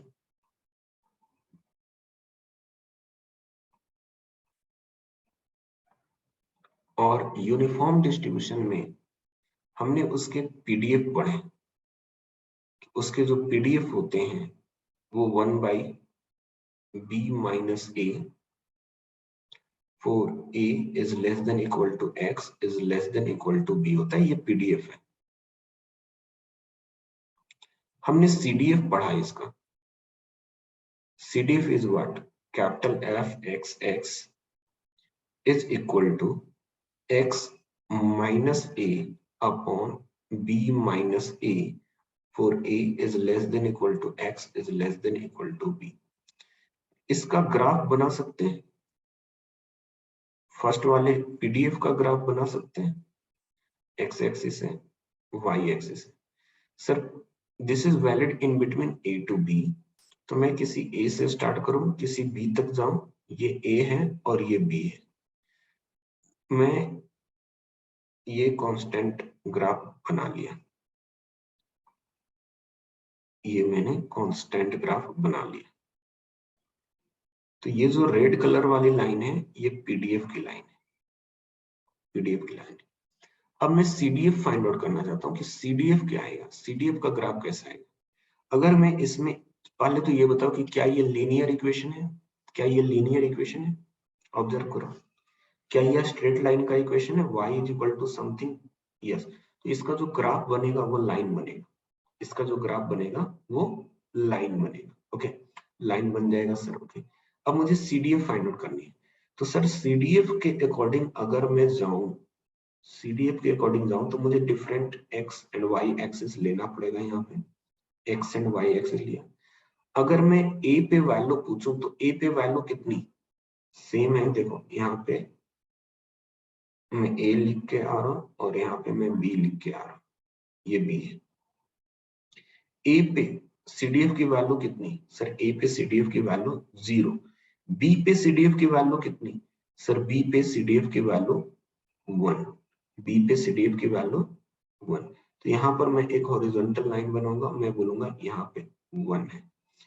ये एक स्ट्रेट लाइन है, इट मींस यहाँ से यहाँ तक ऐसे कनेक्ट होगा एंड उसके बाद क्या होगा? सर उसके बाद ऐसे स्ट्रेट बन जाएगा। क्यों ऐसे स्ट्रेट बन गया? क्योंकि आगे प्रोबेबिलिटी 0 है। वो 0 वाली क्वांटिटी आप इसमें कितना भी ऐड क्यों ना करते जाओ, सर 1 पे 0 आप ऐड करते, इसके आगे प्रोबेबिलिटी क्या है? 0 है। इसके आगे प्रोबेबिलिटी क्या है? 0 है। तो 1 में आप 0 ऐड करते जाओ, वो सर 1 ही रहेगा ना। तो सीडीएफ फंक्शन यूनिफॉर्म डिस्ट्रीब्यूशन के लिए कुछ ऐसा बना। समझ में आया सबको? यस। अब आते हैं एक्सपोनेंशियल डिस्ट्रीब्यूशन फंक्शन के लिए।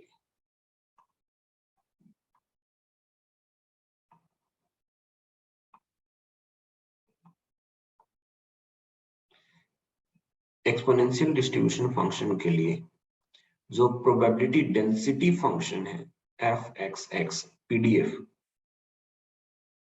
वो पीडीएफ लिखते हैं हम लोग lambda times e raise to minus lambda x, lambda greater than 0 and x greater than equal to 0। इसके लिए जो सीडीएफ लिखते हैं हम लोग f x x is equal to 1 minus e raised to minus lambda x. 1 minus e raised to minus lambda x. Again, lambda greater than 0 and x greater than equal to 0. पहले मैं इसके लिए graph बनाना चाहता हूँ, ठीक है। अगर मैं इसके लिए ग्राफ बनाऊं, पीडीएफ का ग्राफ में बनाऊं, ये एक्स एक्सिस है, ये वाई एक्सिस है, तो सर ये एक्सपोनेंशियली डिक्रीजिंग फंक्शन था। कुछ ऐसा ग्राफ हमने बनाना सीखा था, ऐसा बनता है। 0, ये x इज इक्वल टू 0 है and x is equal to 0 पे इसकी वैल्यू लेमडा मुझे मिल रही थी, तो ये वाली हाइट लेमडा है और ये graph lambda e raise to minus lambda x PDF का ग्राफ है, पीडीएफ का ग्राफ है। अब मैं सीडीएफ के ग्राफ पे देखूं कि सीडीएफ का ग्राफ कैसा बनेगा। अगेन, अगर मैं सीडीएफ का ग्राफ बनाना चाहता हूं तो उसी इंटरवल में बनेगा जिस इंटरवल में पीडीएफ बना है, इंटरवल तो चेंज नहीं होगा सर, 0 टू इंफिनिटी के लिए बनेगा।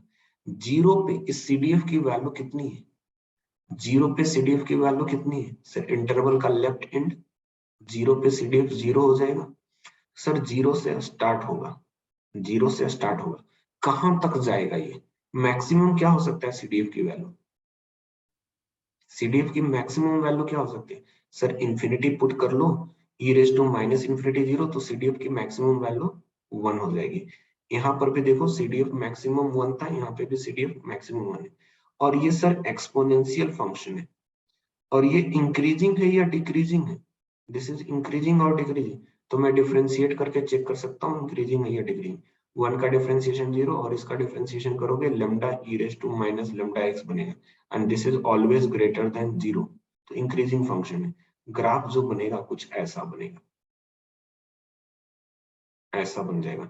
ये 1 को टच करता हुआ दिखेगा जब हम इंफिनिटी की तरफ जाएंगे तो, और 0 से स्टार्ट होगा। So this is the graph of 1 minus e raise to minus lambda x.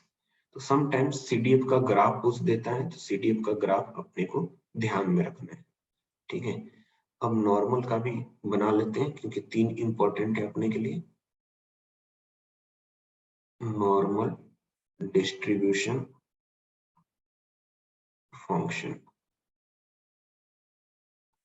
Normal distribution function सबसे ज्यादा इसी में प्रॉब्लम आएगा क्योंकि इसका तो सर हमने सीडीएफ अभी तक कैलकुलेट ही नहीं किया है, और अगर किसी का सीडीएफ कैलकुलेट नहीं किया है तो सर उसके चांसेस ज्यादा रहेंगे कि क्वेश्चन पूछते हैं। तो पीडीएफ फंक्शन पहले समझ लें सर। पीडीएफ फंक्शन है f x x is equal to 1 upon square root of 2 pi sigma square e raised to minus 1 by 2 sigma square x minus mu whole square from minus infinity is less than x is less than infinity. Okay, इसका जो graph बनता है वो graph हमने पढ़ा है, that graph is symmetric about x is equal to mu line, mean value के about symmetric graph बनता है। तो ये ऐसे जा रहा है और ये ऐसे गया और ये यहां से ऐसे डिक्रीज करता हुआ ऐसे वापस आ गया। ओके, ये x इक्वल टू म्यू वाली लाइन है, x इक्वल टू म्यू वाली लाइन है। अब मुझे कुछ चीजें तो और भी यहाँ पे जाननी है। क्या जाननी है वो चीज देख लो कि सर ये वाला जो पॉइंट है वो स्टेशनरी पॉइंट है। आप यहाँ से ऑब्जर्व जब करोगे तो फंक्शन इंक्रीज करता हुआ दिख रहा है और यहां से यहां तक कैसा है, कनकेव अपवर्ड और डाउनवर्ड। ये जो शेप है कैलकुलस से सीखो ग्राफ को पहचानना, ये शेप कैसा है, कनकेव अपवर्ड और डाउनवर्ड, अपवर्ड। ओके, और ये वाला शेप कैसा है, कनकेव अपवर्ड और डाउनवर्ड, ये वाला शेप, ये भी अपवर्ड। बट अगर मैं आपसे ये वाले शेप की मैं बात करूं तो ये वाला शेप डाउनवर्ड। इट मीन्स मुझे दो ऐसे पॉइंट मिल रहे हैं, दो ऐसे पॉइंट मिल रहे हैं जहां पर कनकेविटी सडन चेंज कर रही है upward to downward. Downward to upward. मुझे दो ऐसे पॉइंट मिल रहे हैं जहां पे कनकेविटी सडन चेंज कर रही है। जहां पे कनकेविटी सडन चेंज करती है उन पॉइंट्स को हम लोग क्या बोलते हैं? उन पॉइंट्स को हम लोग क्या बोलते हैं? बोलिए। Point of inflection. So this yellow point is point of inflection. ये जो येलो पॉइंट है ये पॉइंट ऑफ इन्फ्लेक्शन है, पॉइंट ऑफ इन्फ्लेक्शन है। और पॉइंट ऑफ इन्फ्लेक्शन कैसे फाइंड आउट करते हैं? डबल डेरिवेटिव टेस्ट से point of inflection find out होता है। हम लोग डबल डेरिवेटिव फाइंड आउट करते हैं, उसके बाद उसको जीरो करते हैं, जो पॉइंट आता है उसको चेक करते हैं कि उसके नेबरहुड में कनकेविटी चेंज हो रही है नहीं, उससे हमें पॉइंट ऑफ इन्फ्लेक्शन मिल जाएगा। तो दो पॉइंट ऑफ इन्फ्लेक्शन यहाँ पे मिल रहे हैं। कितने स्टेशनरी पॉइंट मिल रहे हैं? सर एक ही स्टेशनरी पॉइंट है, ये वाला, है ना। तो जो मैंने ग्रीन से यहाँ पर दिखाया है that is the stationary point,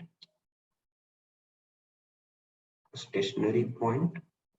okay, and ये जो वैल्यूज है ना वो ध्यान में रखिएगा, x minus mu, sorry x minus mu लिख रहा हूँ, mu minus sigma, this value is mu minus sigma and mu plus sigma.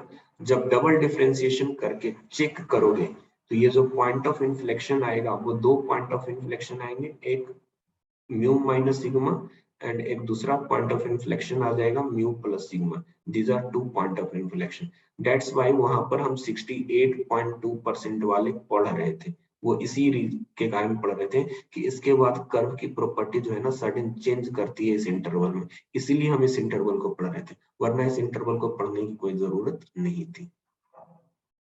Okay, तो ये तो आगे सर पीडीएफ में कुछ एक्स्ट्रा चीजें मैंने बता दी है वो। अब आते हैं कि इसका सीडीएफ का ग्राफ कैसा बनेगा। तो सीडीएफ का ग्राफ बनाने के लिए मुझे इंटीग्रेशन करना पड़ता है। यहाँ पे तो फंक्शन लिखूंगा नहीं क्योंकि इसका इंटीग्रेशन तो सर गामा के थ्रू होता है, और गामा तो तभी कैलकुलेट करेंगे ना जब हमारे पास लिमिट फाइनाइट हो, यहाँ पर कुछ फाइनाइट लिमिट हो, तभी तो गामा कैलकुलेट भी हो सकता है। और सीडीएफ फाइंड आउट करते हैं तो फंक्शन कैसे लिखते हैं? सर सीडीएफ लिखने के लिए मुझे यहाँ पर x लिखना पड़ेगा और लोअर लिमिट माइनस इंफिनिटी, तो माइनस इंफिनिटी से x तक इस वाले फंक्शन का सर इंटीग्रेशन आसान नहीं है, मैं छोड़ता हूँ इंटीग्रेशन। सो ग्राफ पे फोकस कर लेंगे कि सीडीएफ का ग्राफ कैसा बनेगा। एक्स एक्सिस, ठीक है, x equal to mu line symmetric वाली लाइन है, तो मैं x इक्वल टू म्यू वाली लाइन भी बना लेता हूँ। आप मुझे बताएंगे कि दिए हुए ग्राफ के लिए माइनस इंफिनिटी पे प्रोबेबिलिटी कितनी होगी? माइनस इंफिनिटी पे प्रोबेबिलिटी कितनी होगी?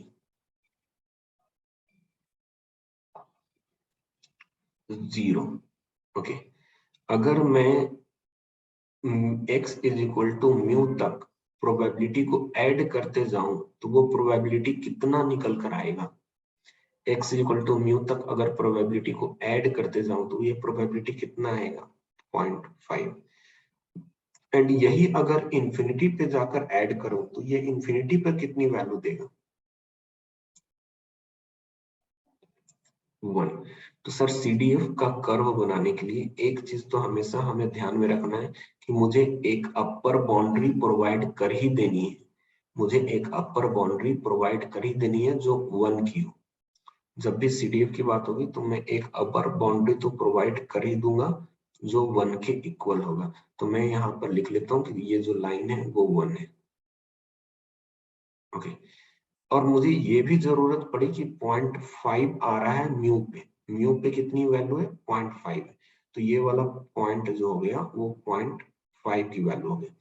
0 से हम 1.5 तक जा रहे हैं एंड 0.5 से 1 तक जा रहे हैं, 0.5 से 1 तक गए, धीरे धीरे सीडीएफ की वैल्यू बढ़ते चली जाएगी एंड बढ़ते बढ़ते कहां तक जाएगी? 1 तक चली जाएगी, है ना। सीडीएफ की वैल्यू बढ़ते बढ़ते वो 1 तक चली गई एंड इसके नीचे धीरे धीरे बढ़ते बढ़ते 0.5 तक टच की। तो ग्राफ जो है कुछ ऐसे शेप में बन रहा है। ये बन गया नॉर्मल डिस्ट्रीब्यूशन फंक्शन का सीडीएफ। ध्यान में रखेंगे ग्राफ उल्टे एस की तरह, ऐसे है ना, ऐसे है ना, एस की तरह का शेप है।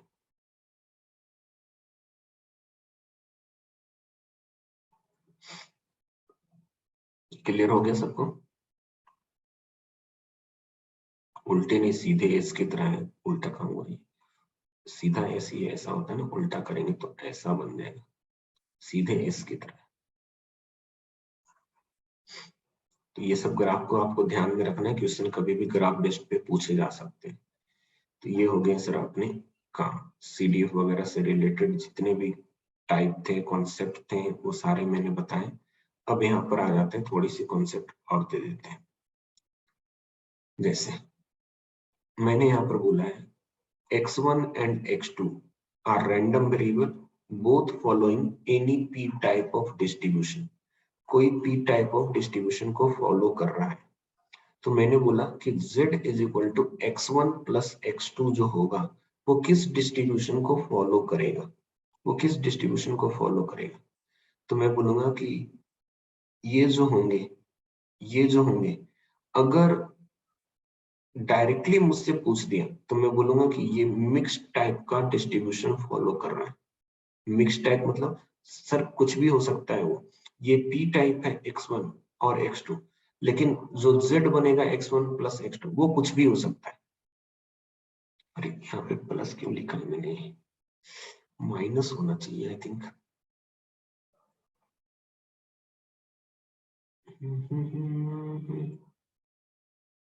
ये माइनस है, ये प्लस है। चलो अभी तो फिलहाल प्लस ही रहने दो, क्योंकि नोट्स पे लिखा हुआ है। फिर भी मैं एक बार कंफर्म करके आपको चेक करके देख लूंगा, क्योंकि कंफ्यूजन होता है। ठीक है, प्लस है तो प्लस लिखा है और माइनस है तो माइनस लिखा है कोवेरिएंस के फार्मूले में। आई थिंक यहाँ पे माइनस होना चाहिए, लेकिन फिर भी मैं एक बार कंफर्म करके फिर से अपडेट कर दूंगा आपको कि सही लिखा है या ये गलत है। फिलहाल मैं समझा देता हूँ सिर्फ। z equal to x1 plus x2 है, तो एक्सपेक्टेशन का फार्मूला ऑलवेज लीनियर प्रॉपर्टीज को सेटिस्फाई करेगा, e(x1 प्लस e(x2)। लेकिन वेरिएंस जो है ना, वो कोवेरिएंस को इंक्लूड करेंगे। Variance of x1 plus variance x2 and 2 times covariance of x1 x2। Covariance कैसे कैलकुलेट होता है वो स्टैटिस्टिक्स में समझेंगे। प्रोबेबिलिटी में ये वाली टर्म अगर क्वेश्चन से पूछता है तो प्रोबेबिलिटी के क्वेश्चंस में ये आपको दिया हुआ रहेगा, ये क्वेश्चंस में गिवन रहेंगे। अगर क्वेश्चन में दिया हुआ है तब तो सिर्फ मुझे पुट करना है ना, क्वेश्चन में मुझे सिर्फ रखना है, और क्वेश्चन में रखने में तो कोई प्रॉब्लम आएगी नहीं आपको, ये दिया हुआ रहेगा क्वेश्चन में तो कोई प्रॉब्लम है नहीं। अब इसमें मैंने एक्स्ट्रा क्या पुट कर लिया, मैंने ये चीज बोला कि अगर x1 एंड x2 इंडिपेंडेंट रहा, इंडिपेंडेंट है, तो कोवेरिएंस जो होता है वो जीरो हो जाता है, कोवेरिएंस इज जीरो। और अगर कोवेरिएंस जीरो है तो variance of z is variance of x1 plus x2। और जब कोवेरिएंस है ही नहीं रहा सर, एक टर्म्स दूसरे पे डिपेंड कर ही नहीं रहा, तो डिस्ट्रीब्यूशन भी चेंज नहीं होगा। डिस्ट्रीब्यूशन चेंज नहीं होगा, इट मींस पहले कौन सा था x1 एंड x2, सर पहले p टाइप का था, तो ये z भी कैसा होगा, वो भी p टाइप का होगा। ध्यान में रखना, मैंने दो रैंडम वेरिएबल को ऐड करके बोला है, इट मींस ये जो एडिशन हो रहे हैं वो फाइनाइट सीक्वेंस के हो रहे हैं, finite number of random variable,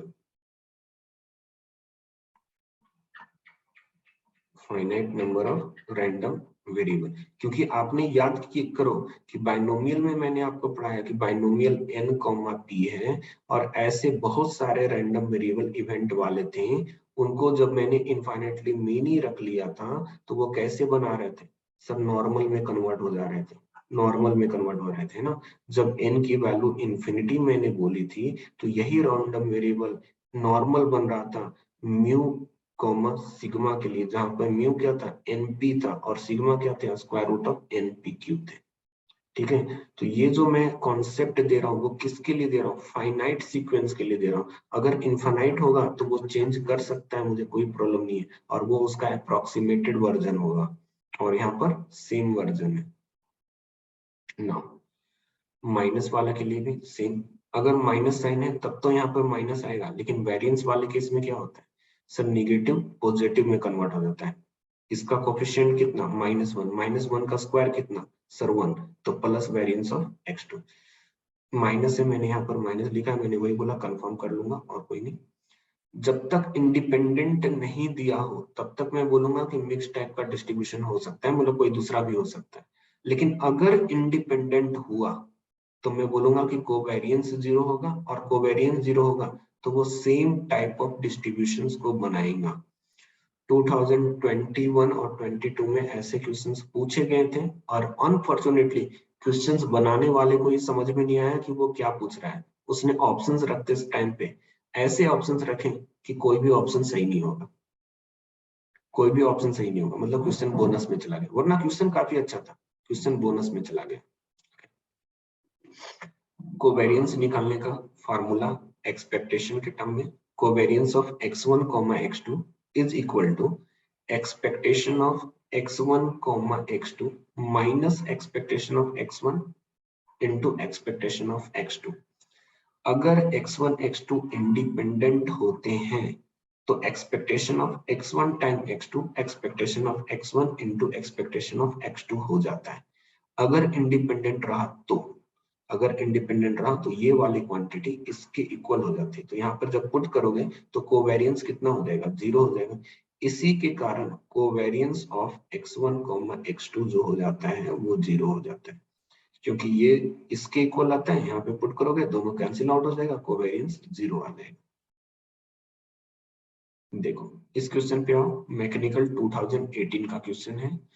x1 minus x2 mu1 is equal to mu2 is equal to 1, sigma 1 sigma 2 sigma 1 1 sigma 2 2। हमसे बोला है कि x1 एंड x2 आर, देखो सबसे पहले क्वेश्चन में बोल दिया हूँ इंडिपेंडेंट है, इंडिपेंडेंट है, नॉर्मल रैंडम वेरिएबल। अब हमसे पूछा है कि y के बारे में बताओ, x1 माइनस x2 क्या होगा, क्या वो नॉर्मली डिस्ट्रीब्यूटेड होंगे या नहीं होंगे। अगर इंडिपेंडेंट है तो वो नॉर्मली डिस्ट्रीब्यूटेड होंगे या नहीं होंगे, यस नॉर्मली डिस्ट्रीब्यूटेड होंगे। तो नॉट नॉर्मली डिस्ट्रीब्यूटेड ये दोनों तो पहले ही चला गया कि सर होगा तो नॉर्मली डिस्ट्रीब्यूटेड क्योंकि इंडिपेंडेंट है, और दो ही टर्म्स हैं, इट मींस फाइनाइट सीक्वेंस हुआ, सर नॉर्मली डिस्ट्रीब्यूटेड होगा। अगर मुझे y का एक्सपेक्टेशन चाहिए तो मैं बोलूंगा x1 का एक्सपेक्टेशन निकाल लो, माइनस साइन है माइनस लगा लो, x2 का एक्सपेक्टेशन निकाल लो, दोनों का एक्सपेक्टेशन क्या है सर, mu1 mu2 दोनों इक्वल है 1 एंड 1, तो expectation of y is 0। y का एक्सपेक्टेशन, y का मीन वैल्यू 0 आ गया। Sir mean value 0, mean value 0, दोनों ही ऑप्शन में 0 है। मुझे वेरिएंस चाहिए y का, तो सर इंडिपेंडेंट होने के कारण कोवेरिएंस 0 होगा, कोवेरिएंस का कोई कॉन्सेप्ट नहीं आया। x1 का कोएफिशिएंट 1, 1 का स्क्वायर 1, तो वेरिएंस ऑफ x1 लिखा। x2 का कोएफिशिएंट -1, -1 का square 1, so plus variance of x2 लिखा। x1 का variance sir first standard division square, x2 का variance sir second standard division square. Okay, x1 का square sigma 1 square, sir sigma 1 square is 1, sigma 2 square 4, so 1 plus 4 is equal to 5, so variance is 5। 3 नहीं होगा रोना, only 5 answer आएगा, minus तो हम लेंगे नहीं वहां पर। 2 का स्क्वायर 4, 1 का स्क्वायर 1, 4 प्लस 1 5।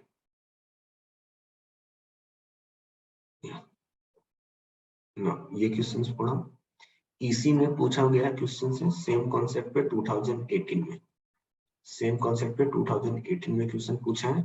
बोला है कि x minus y, x and y are two independent random variable. मुझे तो सिर्फ इंडिपेंडेंट वर्ड से मतलब होता है, इंडिपेंडेंट रहे तो कॉन्सेप्ट लगा सकते हैं। उनका वेरिएंस 1 एंड 2 बोला है, अभी तो सॉल्व किया है यार, अभी तो सॉल्व किया। अब मुझसे पूछा है कि z का वेरिएंस बताओ कि कितना होगा, z का वेरिएंस बताओ कितना होगा। Sir variance of z is equal to variance of x plus variance of y हो जाएंगे, क्योंकि x का कोएफिशिएंट 1, 1 का स्क्वायर 1 यहाँ पे, y का कोएफिशिएंट -1, -1 का स्क्वायर 1 यहाँ पे, है ना। तो x का वेरिएंस कितना आ गया सर, x का वेरिएंस 1 दिया हुआ है, y का वेरिएंस कितना दिया हुआ है 2 दिया हुआ है, so 1 + 2 it is equal to 3, answer is D. चलो मैकेनिकल 2007 का क्वेश्चन है। बोला है कि x and y be two independent random variable, x and y जो है वो दोनों इंडिपेंडेंट, ये वर्ड अपने लिए काफी इंपॉर्टेंट हो जाता है, इंडिपेंडेंट। हमसे पूछा है कि एक्सपेक्टेशन, वेरिएंस एंड कोवेरिएंस के लिए फॉल्स वाला स्टेटमेंट बताओ, ट्रू मत बताओ, मुझे फॉल्स स्टेटमेंट बताओ कि फॉल्स स्टेटमेंट कौन सा है। Is it true? क्या ये ट्रू है? अगर इंडिपेंडेंट होगा तो क्या ये ट्रू है?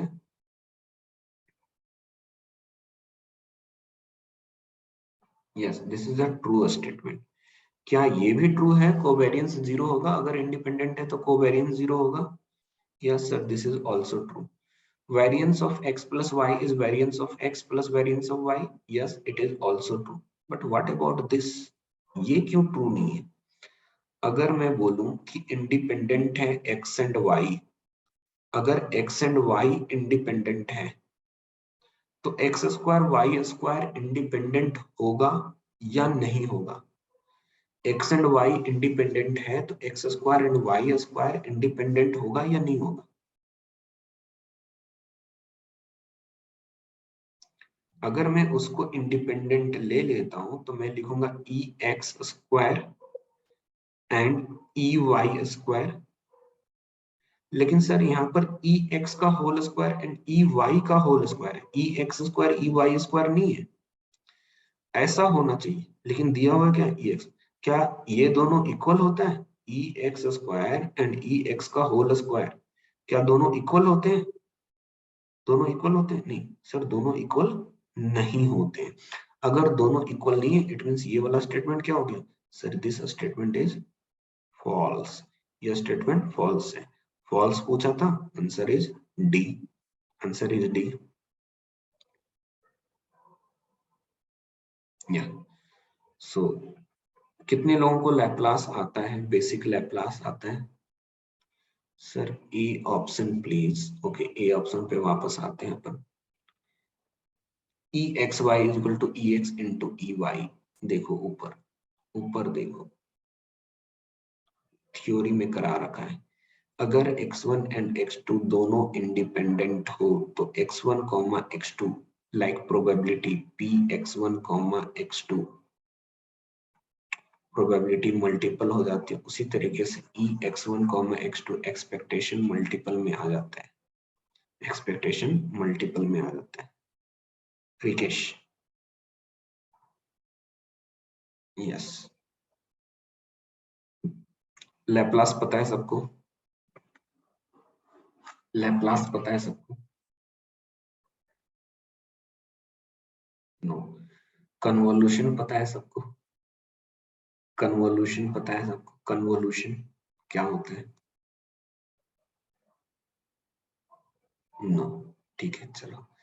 कन्वोल्यूशन भी पता नहीं है अपने को और लैप्लास भी पता नहीं है, ठीक है, कोई नहीं।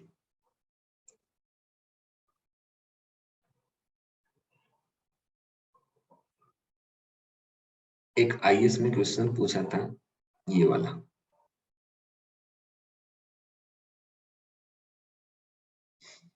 x एक रैंडम वेरिएबल दिया हुआ है, 2 times e raise to minus 2x उसका प्रोबेबिलिटी फंक्शन है। एक y में दिया हुआ है 3 e raise to minus 3y, y greater than 0 है। हमसे पूछा है कि z is equal to x plus Y जो फंक्शन बन रहा है, x प्लस वाई, z एक रैंडम वेरिएबल लिया x प्लस वाई। हमसे बोला कि इसका डिस्ट्रीब्यूशन फंक्शन बताओ कि इसका डिस्ट्रीब्यूशन फंक्शन क्या होगा, x प्लस वाई का डिस्ट्रीब्यूशन फंक्शन क्या होगा। तो देखो कि हम लोगों ने मिनिमम वाला पढ़ा था, मैक्सिमम वाला पढ़ा था, लेकिन सर एडिशन में ऐसा कुछ नहीं पढ़ा कि कैसे इसका हम लोग डिस्ट्रीब्यूशन फंक्शन फाइंड आउट करते हैं।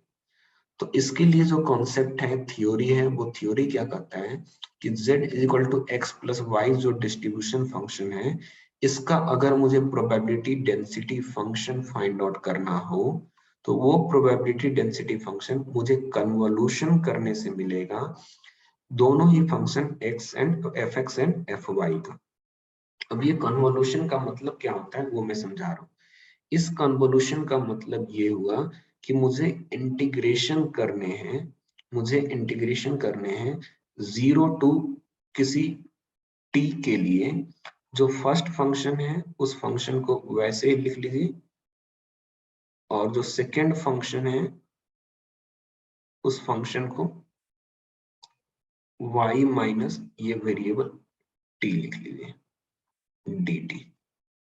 ऐसे अगर ये करता हूं तो ये जो कॉन्सेप्ट है वो कन्वोल्यूशन कहलाता है, ऐसे लिखना कन्वोल्यूशन कहलाता है।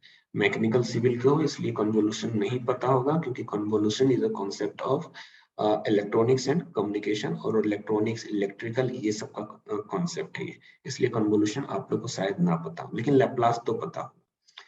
लैप्लास में एक प्रॉपर्टी बोलती है कि अगर दो टर्म्स कन्वोल्यूशन किए गए हों, कन्वोल्यूशन किए गए हों और उनका मैं लैप्लास ट्रांसफॉर्म लेता हूं, उनका मैं लैप्लास ट्रांसफॉर्म लेता हूं, तो लैप्लास ट्रांसफॉर्म लेने के बाद उनके इंडिविजुअल के लैप्लास ट्रांसफॉर्म का प्रोडक्ट हमें कन्वोल्यूशन का लैप्लास देगा, कन्वोल्यूशन का लैप्लास देगा। तो ये कन्वोल्यूशन वाले का लैप्लास निकालना है, तो मैंने क्या किया कि दोनों साइड लैप्लास ले लिया, तो इसका लैप्लास fz ऐसा लिखा, इसका लैप्लास इनटू इसका लैप्लास, दोनों के लैप्लास को प्रोडक्ट कर लेंगे। ये होता है कन्वोल्यूशन की प्रॉपर्टी लैप्लास में। जब हम लोग लैप्लास ट्रांसफॉर्म पढ़ेंगे उस टाइम पे ये प्रॉपर्टीज भी पढ़ेंगे, और उस प्रॉपर्टीज पढ़ लेने के बाद ये थोड़ा अंडरस्टैंडिंग अच्छे से हो जाएगी। नाउ इस क्वेश्चंस पे आते हैं कि इस क्वेश्चन को आईएएस का क्वेश्चन है तो कैसे सॉल्व करना है। अब मुझे सर डिस्ट्रीब्यूशन फंक्शंस पूछा है z is equal to x plus y का, तो मैंने मान लिया कि ये f ऑफ z है and this f of z is equal to convolution of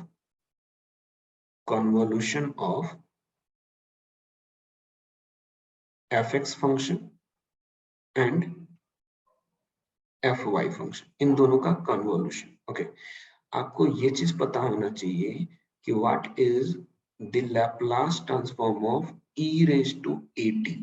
e raise to at का लैप्लास ट्रांसफॉर्म क्या होता है, कोई मुझे बताइएगा। What is the Laplace transform of e raise to at, किसी को याद हो तो देखते कितने लोगों को याद है।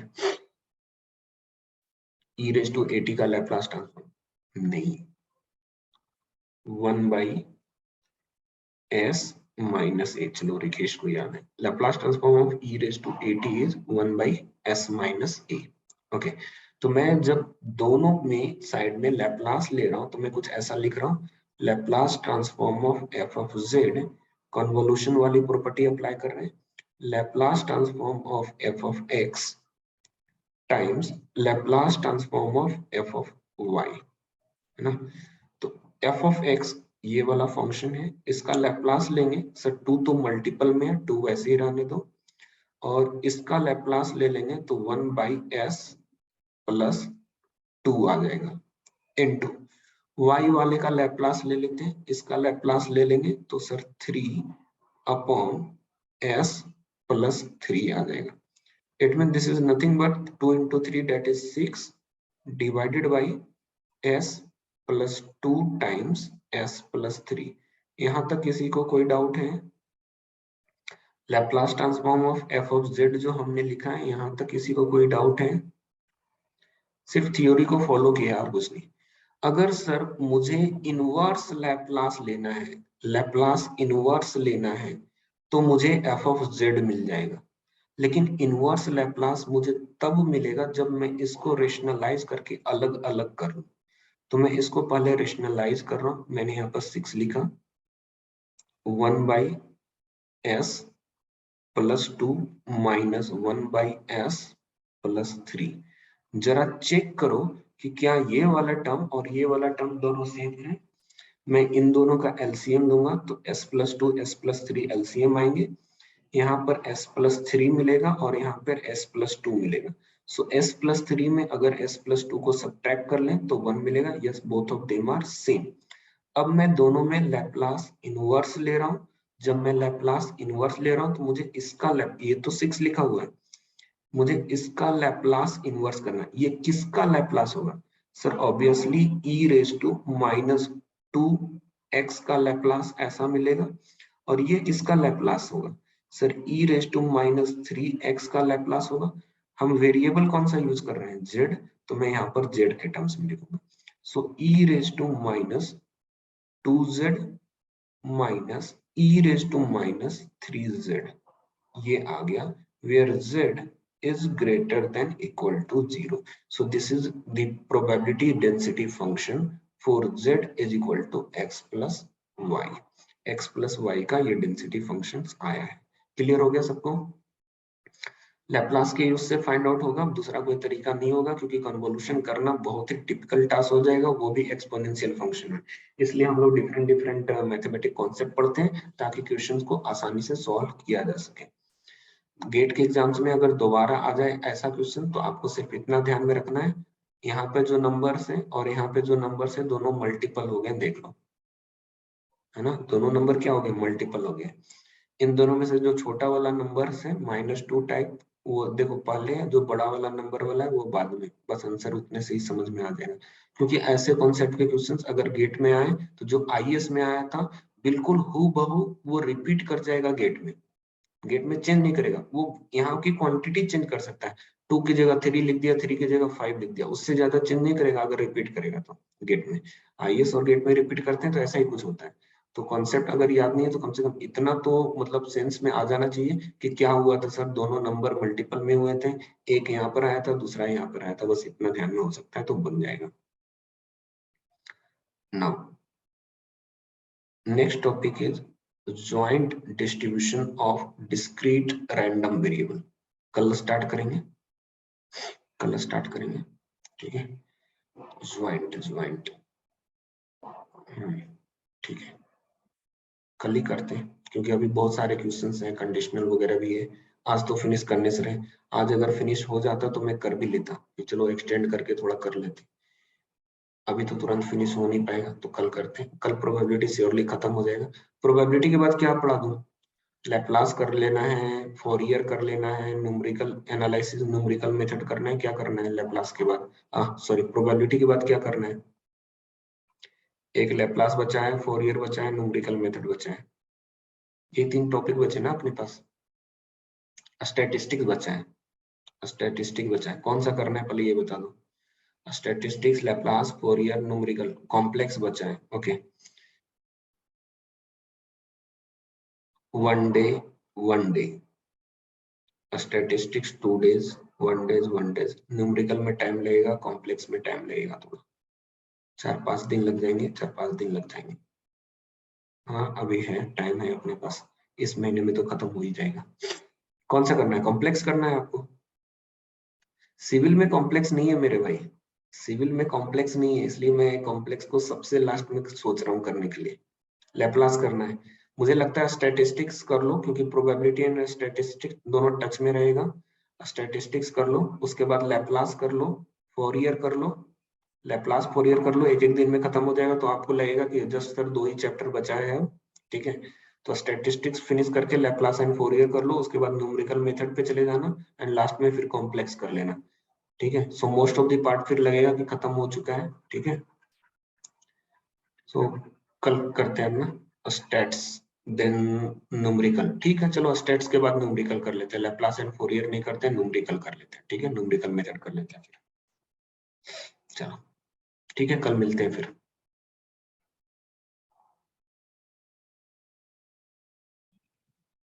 आईएएस में तो होगा ना मेरे भाई, गेट में नहीं है, आईएएस में तो होगा ना, आईएएस के सिलेबस में तो होगा ना कॉम्प्लेक्स नंबर, गेट के सिलेबस में नहीं है सिविल वालों के लिए, लेकिन आईएएस के सिलेबस में सिविल में तो होगा, है ना। चलो बाय।